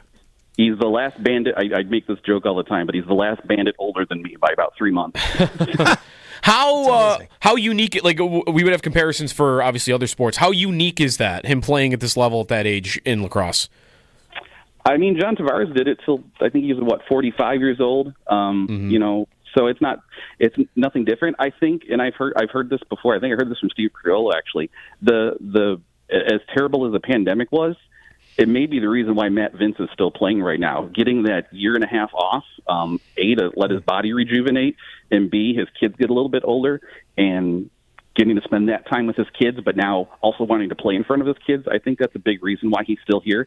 Had we not had that interruption, he might not be in the league right now. He might have hung it up by. So, you know, I think he could, you know, you ask John Tavares, he could play till he's his jersey number 48, and I wouldn't be surprised, but that's up to Matt. I know he's a very devoted family man, and he's got his teaching job in St. Catharines, so we'll see what it does. But for now, he's locked in to, you know, get his second three-peat. Game 1 tonight, and then Game 2 will be Sunday in Saskatoon, which is like what? What kind of trip is Saskatoon? Does it feel like it's in the middle of nowhere? Yeah, it kind of is. Everybody's flying out of Toronto, and then it's about a little more than a 3-hour plane ride from Toronto to Saskatoon. I did learn something interesting, that Saskatchewan is in the central time zone, but they do not recognize daylight savings time, so it is a 2-hour difference between Buffalo and Saskatoon. I just learned that yesterday. That's not totally not. Arizona, I think, is that the same way. When my mom lived there, it's not. You know, they just don't operate on it, so it's tougher to figure out sometimes of the year, like how many hours back it is. That's a big arena too, isn't it? I remember a story like 5 to 10 years ago that they had built that arena hoping to get an NHL team. You know, assuming they never would get one, but. Yeah, I haven't been there, but when they were having their dynasty run about 10 years ago, you know, they were packing that place with over 10,000, 12,000 people. Yeah. The attendance hasn't been there as of late, but I'm looking forward to making my first visit to Saskatoon this weekend after we get Game 1 in the books. All right, well, let's hope Bandits going for the three-peat, third straight championship with the series win over Saskatchewan. Game 1 is tonight, as Dave mentioned. Tickets are still available, so filling up the building, and I'm sure it'll be a packed house, crazy atmosphere as always. And if you can't make it to the game or you're late to it, whatever, you want to listen on the station, 7:30 for the start of the game, 7 o'clock for pregame. All right. Thanks, Dave. Appreciate the time, and go Bandits. Yeah, don't forget Tom Borelli Award winner John Gertler on the call tonight, along with Steve Bermel and myself. Yes, so just want to shout out my buddy John. But thanks for the time, guys. Definitely. Thanks, Dave. See ya. Tune in tonight for play-by-play. John will have it. Dave on the call as well. So, all right. Go ahead. I was going to say, big game there. And, Joe, you know what else starts tonight, right? Tonight is the start of... Come on now. Come on. It's May 16th. What's the start? Well, it doesn't regularly necessarily occur every year on this date, but tonight is the start of the Subway Series between the Mets and the Yankees for the weekend. All right. Both teams are good? Both teams are good. The Mets are better. The Mets are having an amazing season right now. The Yankees have, I think, the second best record tied for in the American League, and yet they're still not, at the Mets right now. The Mets are having an amazing season, especially pitching wise. But yeah, it's at New York. It's at New York. It's at Yankee Stadium tonight, and of course, a lot of it will be what's the reception of and for Juan Soto. Okay, right. And my guess is he's going to get booed tremendously, and you could disagree with that. Doing that because of what he did for the Yankees, and I understand that. But because the circumstances of how he left and where he went to, I'm going to guess Yankee fans are going to boo him a lot. I think it takes a lot for... Is this right? If you are a star player that leaves your team while you are still in your 20s, you are getting booed when you come back. Right? There hasn't been enough time for you to build up enough level legacy to come back for like any sort of ovation. Does that feel right? Like you got the only guys that come back to like positive receptions are guys that were on that team for like 10 years, maybe. That's a good point. Or right, if you leave, if you get traded, it's different, right? I mean, like, no, yeah, I was at the Ottawa game when Dylan Cousins comes back. He gets a nice ovation when they show him, right? Okay, something like that. Yeah. Now Jack, he did get traded, but that was he forced his way out. And we all knew that was ending badly. So obviously he got this, my God, booing reception. But you're right. It's a good point. If you force your way out or leave and choose to leave in your prime at a young age, you're not going to be, the reception isn't going to be very good when you come back. Yeah, no, that's right. All right, so Subway Series tonight. The only thing baseball-wise I have been paying attention to is my Rockies bet, which could not be going better. It's the bet of the century. They're terrible. Yes. Under 58.5 games. They're not going to get to 30. 7-36. They really are. It's I mean, SportsCenter has had a segment like in the last month called "Did the Rockies Win Last Night?" And then they show like 8 seconds of highlights. Like, no, they didn't. So it's not, it's beyond the bet now. Now it's like this is maybe going to be the worst baseball team we've ever seen. So their run, I got to find it. Their run differential on the season, they've already lost by like 200 runs in 40-something games. They're losing 21-0. Man, it's here we go. They are minus 137 on the season. Which is unbelievable. Can I give you something else to start paying attention to in baseball? And I'm sure you know about this, but I think I want to get Sneaky Joe here dialed in a little bit of this on this. On what? What do we got? A little bit on this. The historic season Aaron Judge is having, Joe. It is unbelievable what he's doing. You're trying to get me into a Yankee storyline? Yes. Come on. You don't have to love the Yankees, but I think you should be paying attention to what Aaron Judge is doing. What is he doing? Go to Aaron Judge's reference page right now. You can do this while we're talking on the air, okay? The bold categories, it looks like a Wayne Gretzky page right now. Yep. Okay? He is leading the league in WAR, wins above replacement, runs, hits, home runs, RBIs, batting average, on base, slugging, OPS, OPS plus, ROBA, whatever that is, RABT like all the plus, so like all the everything, all the total advanced bases, metrics too. He's intentional, and he's even getting intentionally walked more than anybody. Yes, I know I'm a Yankee fan. I appreciate greatness. Okay, if it was another player, Ohtani is amazing. I appreciate how great Ohtani is, and I don't like the Dodgers. I'm just telling you, I think sports fans should start paying attention to how great of a season this man is having. Well, I'm glad you brought my attention to it because I did not realize he was having this dominant of a year.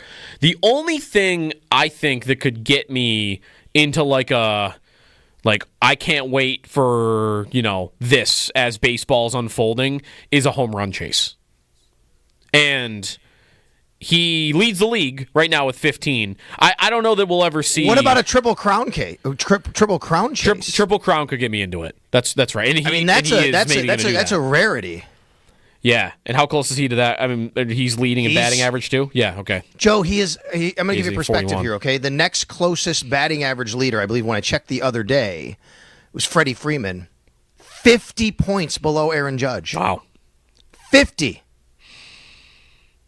Pretty wild, but he's a Yankee. It's unbelievable. But he's a Yankee. I know. It's gonna ruin it for me. I can get over it a little bit. I can respect it. You gotta have guys in sports that you hated that team, but you like the guy, right? I mean, that's Big Papi for me with the Red Sox, and that's Dustin Pedroia for me with the Red Sox. Okay, right? Guy on another team. I hate the team, but I like the guy. Red Sox fans tell me all the time. Okay, yeah, I hated him, but I loved him. Derek Jeter, right? I mean, baseball is good for this, but what about other teams, right? There's got to be. This is a really good question. I have to be honest. I do not. I despise the Bruins. I don't despise Pasternak. Okay, I love his game. See, when I think of the Bruins, though, and my pure hatred for them, it's more early 2010s when the Sabres were still pretty good and the Bruins were dominant. So that's Chara and Lucic and Marchand. Obviously, I hate all those guys. Man, there's got to be a name, though. I did if it's the Bruins, I liked Tuukka Rask. I liked Tuukka Rask. I mean, he was fiery, and he would get mad, and he was great. I wouldn't say I loved Tuukka Rask, though. Although you're not really saying... Are you saying you loved David Ortiz, or you just liked David Ortiz? Loved him? No, he was Big Papi was just fun. He was fun to watch, right? No, I didn't love him. He wasn't one of my favorite players, I would say, but I did not have this hatred for him like I had. Okay. And I actually had a respect for him. Dustin Pedroia, I loved his game, just the way he played. Right? The guy just went out and balled and did what he had to do. That kind of thing. I'll ask you, how about Ottawa? Did Ottawa have any of these guys for you? This is your most hated team when you're in that time period for you. Yeah. No, I hated Spezza. I hated Alfredson. I hated Heatley. Hated Neal. Chara for Nobody, the year huh? he was there. Chara was. Bulldog and I have had. Chara's the Bulldog worst. and I have sparred about this. Like, I have told Bulldog how much I hate Chara. Like, he's one of my most hated Buffalo villains. Bulldog, like, he can't believe that. He's like, what? Like, this guy was unbelievable. Like, he kind of liked him. I don't want to speak for him, but I think we've had this discussion about he couldn't believe how much I hated this guy as an athlete. I mean, for me, he's an ogre, but he was this giant bully. He was the big kid on the playground that had to pick on all the little kids. That was his whole career. He was also great. I recognize he was unbelievable, but that's what he was. He was the big kid at recess that was picking on the little kids. And who likes that guy? That guy's the worst. Chara. Did you hate Lucic? Hated Lucic. I don't know that I have a good name for this. Is there a Patriot? Maybe. I could say I was... It has to be a short-lived Patriot. I bet you if there's a guy there long-term, like, I bet you could get to liking Edelman, but the fact that he played for the Patriots for so long, you wouldn't do that. No. But if he had stayed with the Dolphins, it'd be a totally different story, right? Maybe. I don't like Edelman. Gronk? I do. I like listening to Edelman. Okay, Gronk, I don't know if I would have said I liked Gronk. I didn't hate Gronk, and I thought he was funny. I loved watching him play.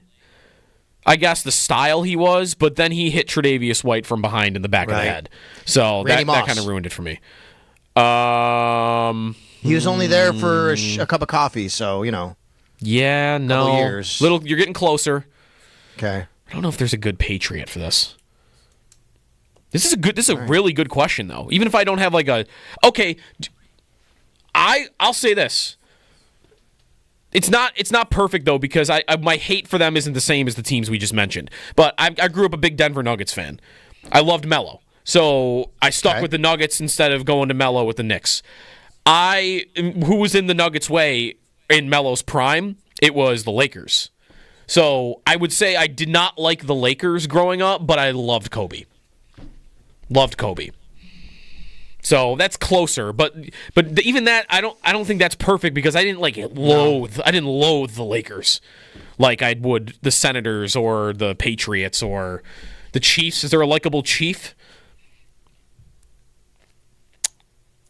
No. I don't know.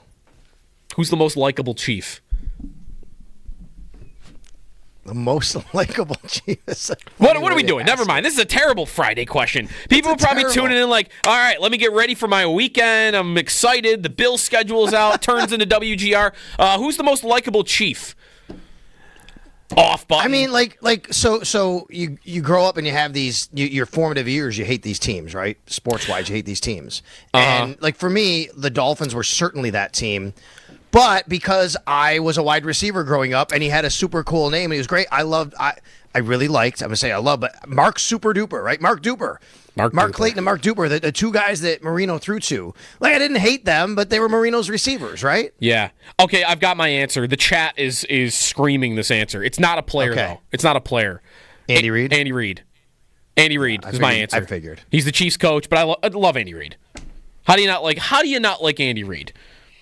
I guess you could because he's literally a huge reason why the Bills haven't been to a Super Bowl, or he's a reason.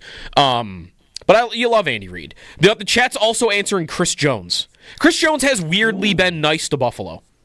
Except when he tripped Josh Allen at one time, and the Bills didn't get the call. Except for that. But you're right about that. No, and he's very complimentary of the Bills, too. He's always complimentary of the Bills. He's always talking about how good the wings are. I really don't want him to do that, though. I know he's not a current Chief, but what about Mitch Morse? Yeah, but that's different because he came here. Yeah, he played here, though. He played here. And he's a center. What would an offensive lineman have to do for me to truly hate that dude? I guess they could do something dirty. But this is a good question. I mean, that's it's a really good question. Yeah. I mean, honestly, my favorite all-time baseball player growing up was not a Yankee. It was Ken Griffey Jr. I mean, but it was a team. But I didn't hate the Mariners. So it was totally cool. I love Griffey. The Yankees, my guys were Dave Winfield, Ricky Henderson, Don Mattingly. Yeah. But here's Griffey, my gosh, unbelievable left-handed center fielder. Love this guy. But I didn't have any reason to hate the Mariners. Yeah. AC Man in our YouTube chat. Joe's favorite Chief has to be Kelsey. I'm not a Kelsey guy. He's too much of trying to be a pro wrestler for me. I think he's saying that because you like Taylor Swift. Oh, that makes sense. I do like Taylor Swift. That does not bleed over to Travis Kelce, though. Not for me. Okay. Time out here. Good question. If you want to answer Twitter or you want to give us a call, we can try to squeak you in because it's a good. I'm not sure everybody would have one, but mine might be Andy Reid. When we come back, Nick the Railbird, the Preakness this week, and we're not going to have a Triple Crown winner this week, but we've got a show coming up at Batavia Downs where Brian Koziel will be down there, so promote that. So stay tuned. Coming back here on WGR.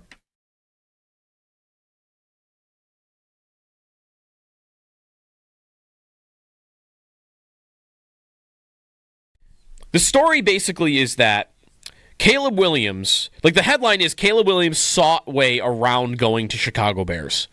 And even more than that, a lot of the details are his father, Carl Williams. Last year, before the draft, they knew he was going to go number 1. Bears had the first pick. And they did not want to go to Chicago. His father is quoted as saying, I told agents I do not want him going to Chicago. Chicago is the place the quarterbacks go to die. That's an exact quote. And there's a lot of juicy quotes in here. I don't want my son playing for the Bears. There's details in here about how Caleb Williams and Kevin O'Connell hit it off at the Combine. And Caleb Williams told his father, quote, I need to go to the Vikings. But they kind of figured, like, there's no way we're going to get you. We're not going to get Chicago to trade that pick to a divisional rival. Right. And eventually, it kind of gets to, okay, they both seem to be in agreement that they needed to get away from Chicago. And then after a pre-draft visit to the Bears facility, Caleb Williams believed he could be a part of the process. He said, quote, he told his dad, I can do it for this team. I'm going to go to the Bears. And that he wasn't ready to nuke the city, which what he thought what he would need to do to get out of there. So, on one hand, I'm like, oh, okay. Good on Caleb Williams, I guess, that you decided, all right, no, I could do it for the Bears. I'm not going to make a mess here of it. But at the same time, a year later, you're also telling me all this. You know, like, if you really didn't want to make drama or let everybody know that you didn't have any interest in going to Chicago, why am I finding out about it like 12 months later? You know what I mean? Were these on the record open quotes from Wickersham, right? Yeah, I mean, Wickersham, because it's Williams said this. Yes, yeah, they're all exact quotes. Yep. Caleb Williams told Wickersham, quote, I wasn't ready to nuke the city. That's an exact quote from Caleb Williams about that whole process. There's a lot. Very interesting that you're right. Very interesting that he is coming out and admitting all this, because you would think there's going to be some sort of huge backlash, right?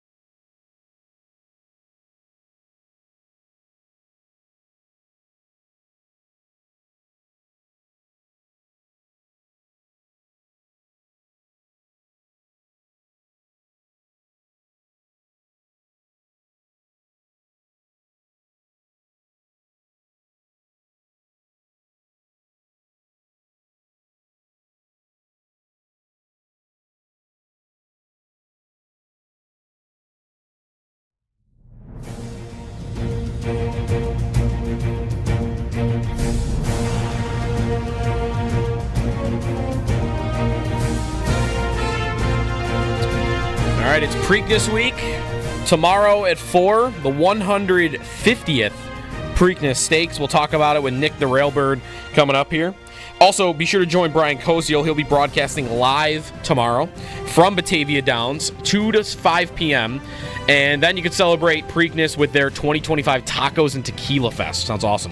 Inside the Park Place Event Center, 5 to 7 p.m. Tickets are only $35, include tequila samplings, $20 for gaming free play, $5 wager to use on the Preakness, and complimentary taco bar. Visit BataviaDownsGaming.com to get your tickets while you still can. Nick the Railbird now on the Wester Hotline as we talk the Preakness. Nick, thanks for joining us. Hopefully you enjoyed the Derby. I'm sure you did. I did. Unfortunately, didn't have the winner, but always great to watch great Triple Crown racing. Looking back very quickly in the Derby, how big a surprise was Sovereignty winning? Not huge, but enough where I just didn't think. I thought the off track was going to play to more of a disadvantage to that horse, but kudos. A great ride, had a good trip, and a nice payout, $18. So, Nick, as we change gears now and talk to the Preakness, is the biggest storyline not having Sovereignty in this race? How surprising is that, and how impactful on the odds is it? Yeah, it's difficult. 2 weeks rest. You're going back many, many years. Obviously, it's historic in nature that the Triple Crown has always been 2 weeks, or the Triple Crown's racing 2 weeks, then 3 weeks between the Belmont. It just goes to show you that it's difficult for horses, and the Triple Crown isn't what it used to be, the way it's set up. And it's a big surprise, but the owners and the connections are willing to skip it. And I understand completely, and that'll lead us to why I think journalism will hit the board, but maybe not the top choice with only 2 weeks rest. Okay, because journalism was the favorite at the Kentucky Derby and the betting favorite again for the Preakness.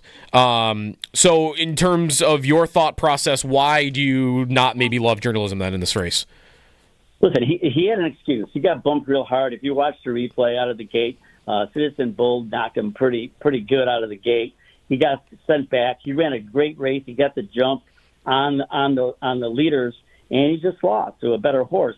But that 2 week, rest in between, I think is gonna end up, hurting him, and that's why he will be my second choice and not my first choice. Especially being the favorite, he'll be at probably 6, 7 to 5 in the betting when it's all said and done. Are you looking then at some of these horses that did not race in the Derby as someone you like for Saturday? Yeah, absolutely. In the top choice is River Thames, the 6 horse. He's never won a graded stake, but he's hit the board numerous times. He's a stalker, which you got to have some early speed in the Preakness. And there's a new trend that may be emerging. Now, here's an interesting fun fact. 6 of the last 8 Preakness winners have skipped the Kentucky Derby, including the last 5 have skipped and won. So I'm going to say it's a trend that says, hey, look, 2 weeks rest is tough. So I'm going to take River Thames with Irad Ortiz Jr. Is my top choice, and probably second or third choice in a decent price.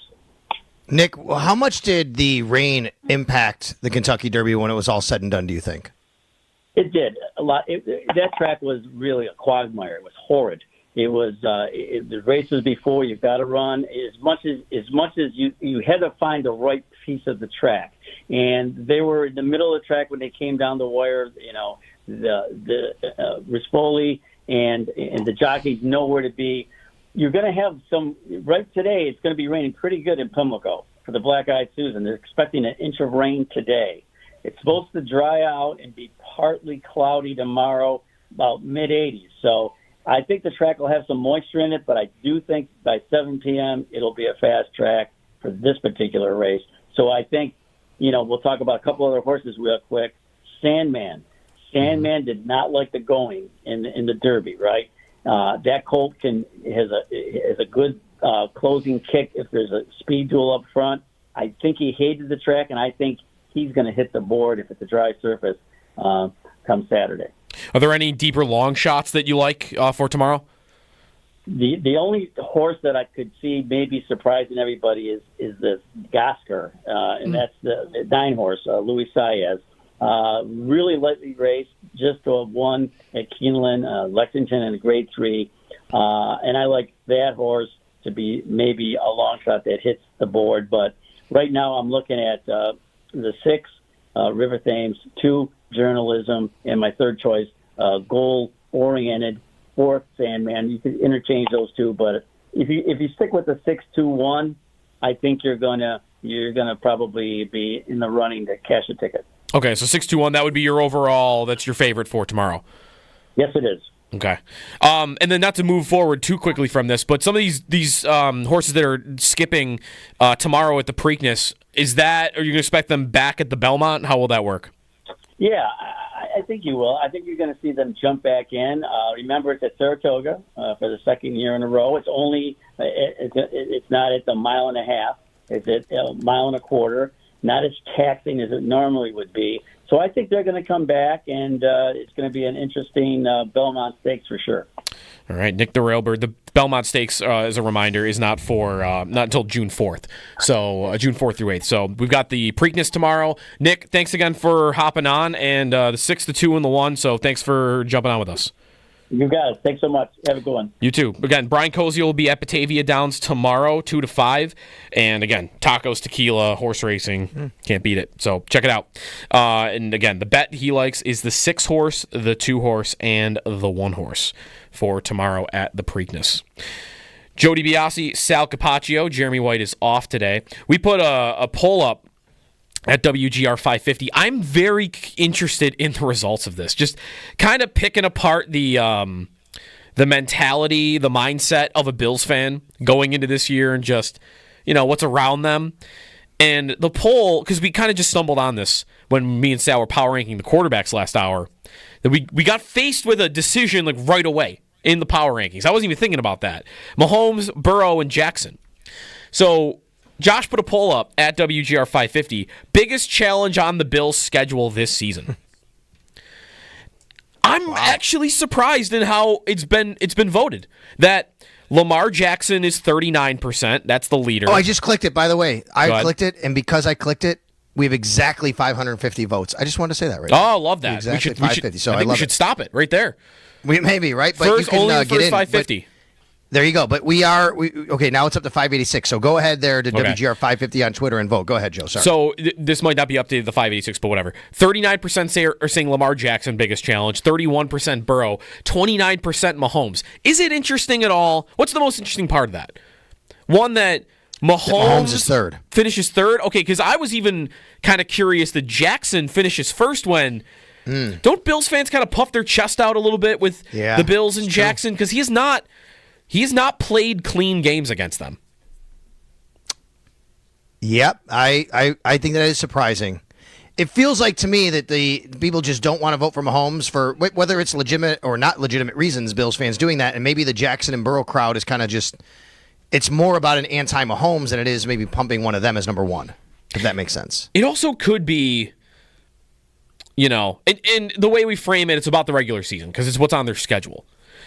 Mahomes, it has been a minute since he's looked unstoppable in games. He's got there. He's won his games. They've gone to the Super Bowl. They have won the Super Bowl. He has made clutch plays down the stretch of games. It's what kind of has made them annoying is there have been all these games where they kind of look asleep on offense for 2.5 quarters, but then they change a gear, and in the fourth quarter, when they need to make a play, there's Mahomes to make it.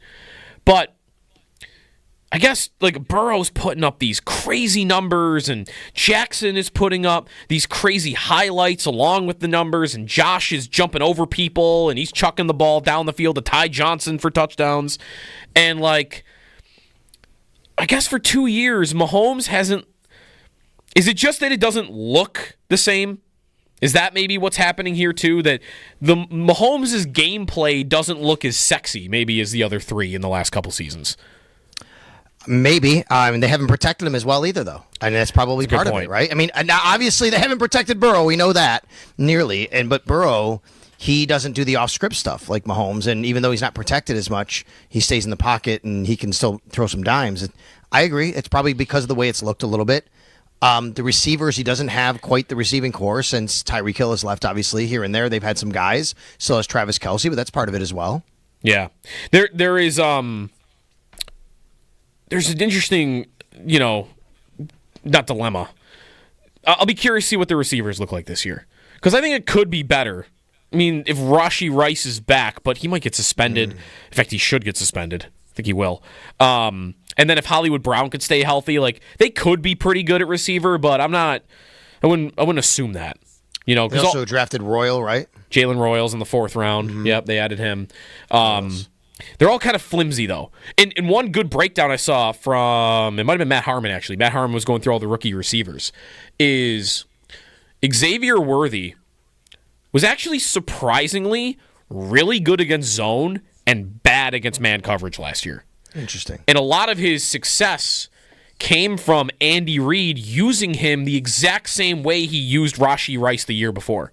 In the slot, get him on the right matchups, find the soft spot in zones, kind of back teams off with his speed on top of it, get in the ball in short space. What happens when Rice comes back? One of the two. I mean, if that's true and that they were playing a very similar role one year to the next, well, if they're both healthy and on the field at the same time, one of them can't play that. One of them has to do something else.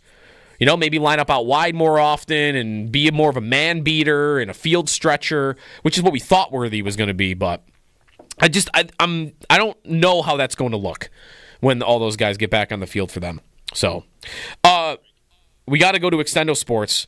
When we come back, I've got 2 things for you in Extendo. One, there's a former Bill that has made comments about returning this year. And if you don't follow the account Bill's Muse on Twitter, I think it's from the site StatMuse, they asked ChatGPT to predict the Bills' season, and everything kind of looks pretty tame. 13 wins, that looks acceptable. Josh Allen puts up big numbers. James Cook 1,200 yards, nothing super crazy. There's one stat line, only one that I saw in this whole ChatGPT projection that is wow, wait, what? You have what for what guy? I want to get Sal's reaction to that when we come back.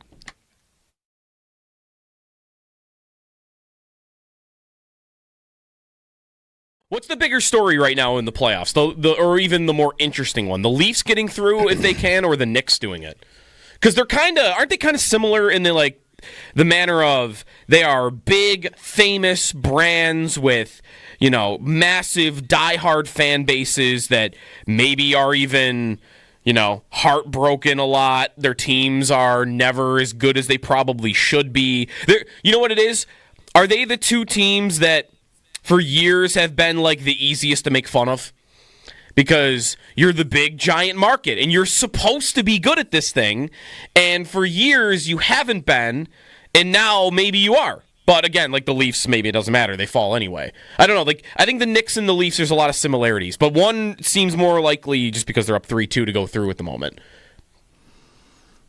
I think sports-wise, because the Knicks resonate so much with basketball and it's New York City, that's probably more of the story. But I think that for anybody who follows hockey, you might put the Leafs ahead of that, right? Because of their history.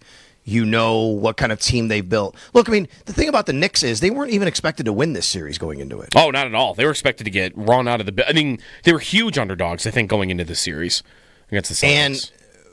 And this year, though, I do remember when the Knicks made a couple moves and they traded Dante DiVincenzo. Yep. And they made the moves that they made earlier in the season, the preseason. Yep.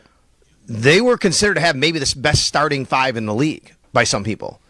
And well, if they can get a little bit of bench, a little bit of depth, then they have a nice season. But it was never going to be on the level. And then the Cavs had the season they had, by the way.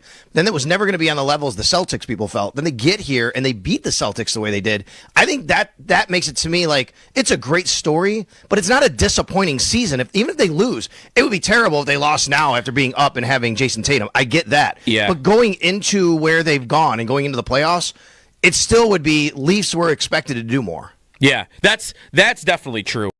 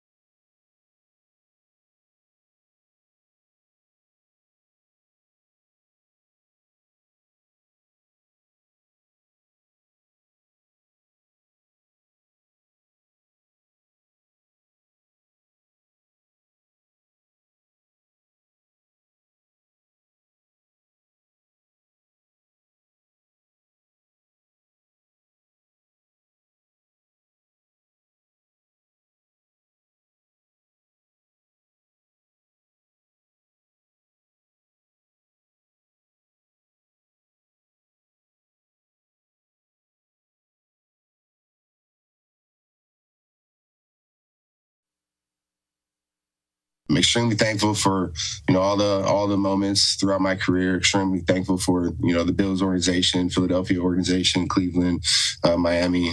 But, in particular, Buffalo, that's my home. My heart is always going to be there. And, I'm always thankful for all the moments that I had there, all the teammates, all the cool people like Mitch that I met out there.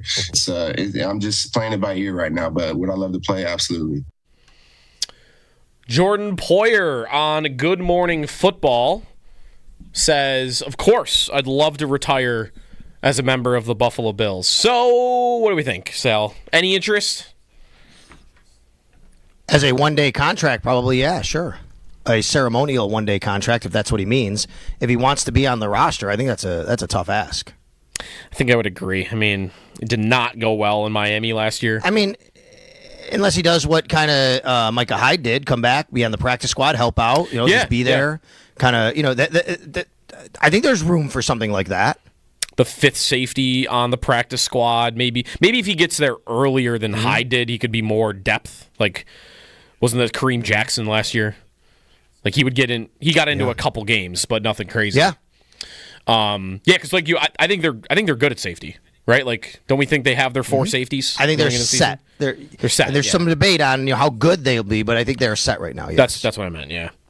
All right. So Poyer, and then so Bill's Muse on Twitter from the Stat Muse account asked ChatGPT, "Hey, predict the Buffalo Bills season." Okay.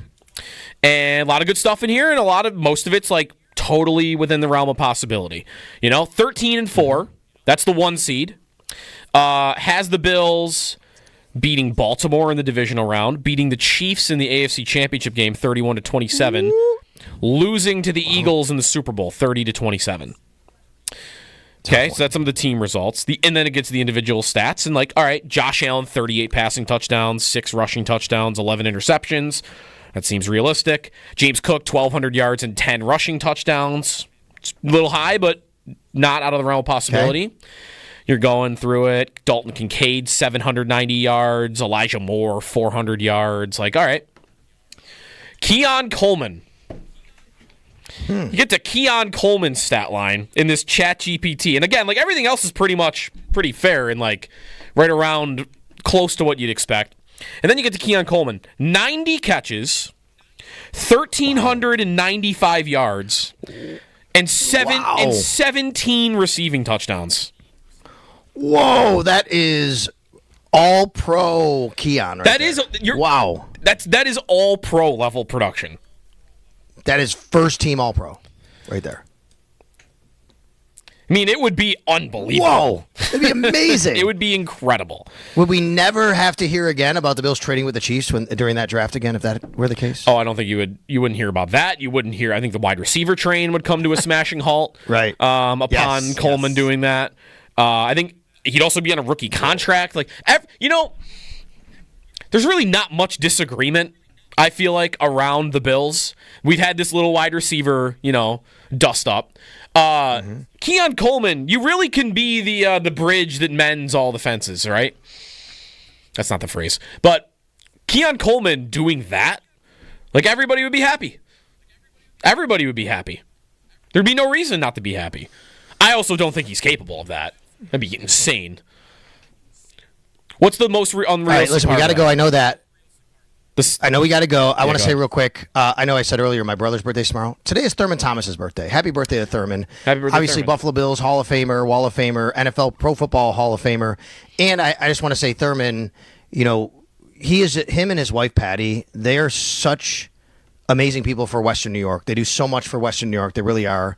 The philanthropy that goes into, everything they do, and they still live here. They made their home in the city. They moved into the city a couple of years ago. He's become a very good friend of mine and our family. But I just want to recognize what they've done, and happy birthday to Thurman Thomas today. Definitely. He also did a great. If you haven't seen the final season at Highmark Stadium video that Thurman starred in, that was a really cool video. Check it out if you haven't. I know we don't have time to do this. Maybe the Extra Point Show guys can do this. Nick Shook wrote what his flag football team would look like for the Olympics. Oh, yeah, we have to get to that.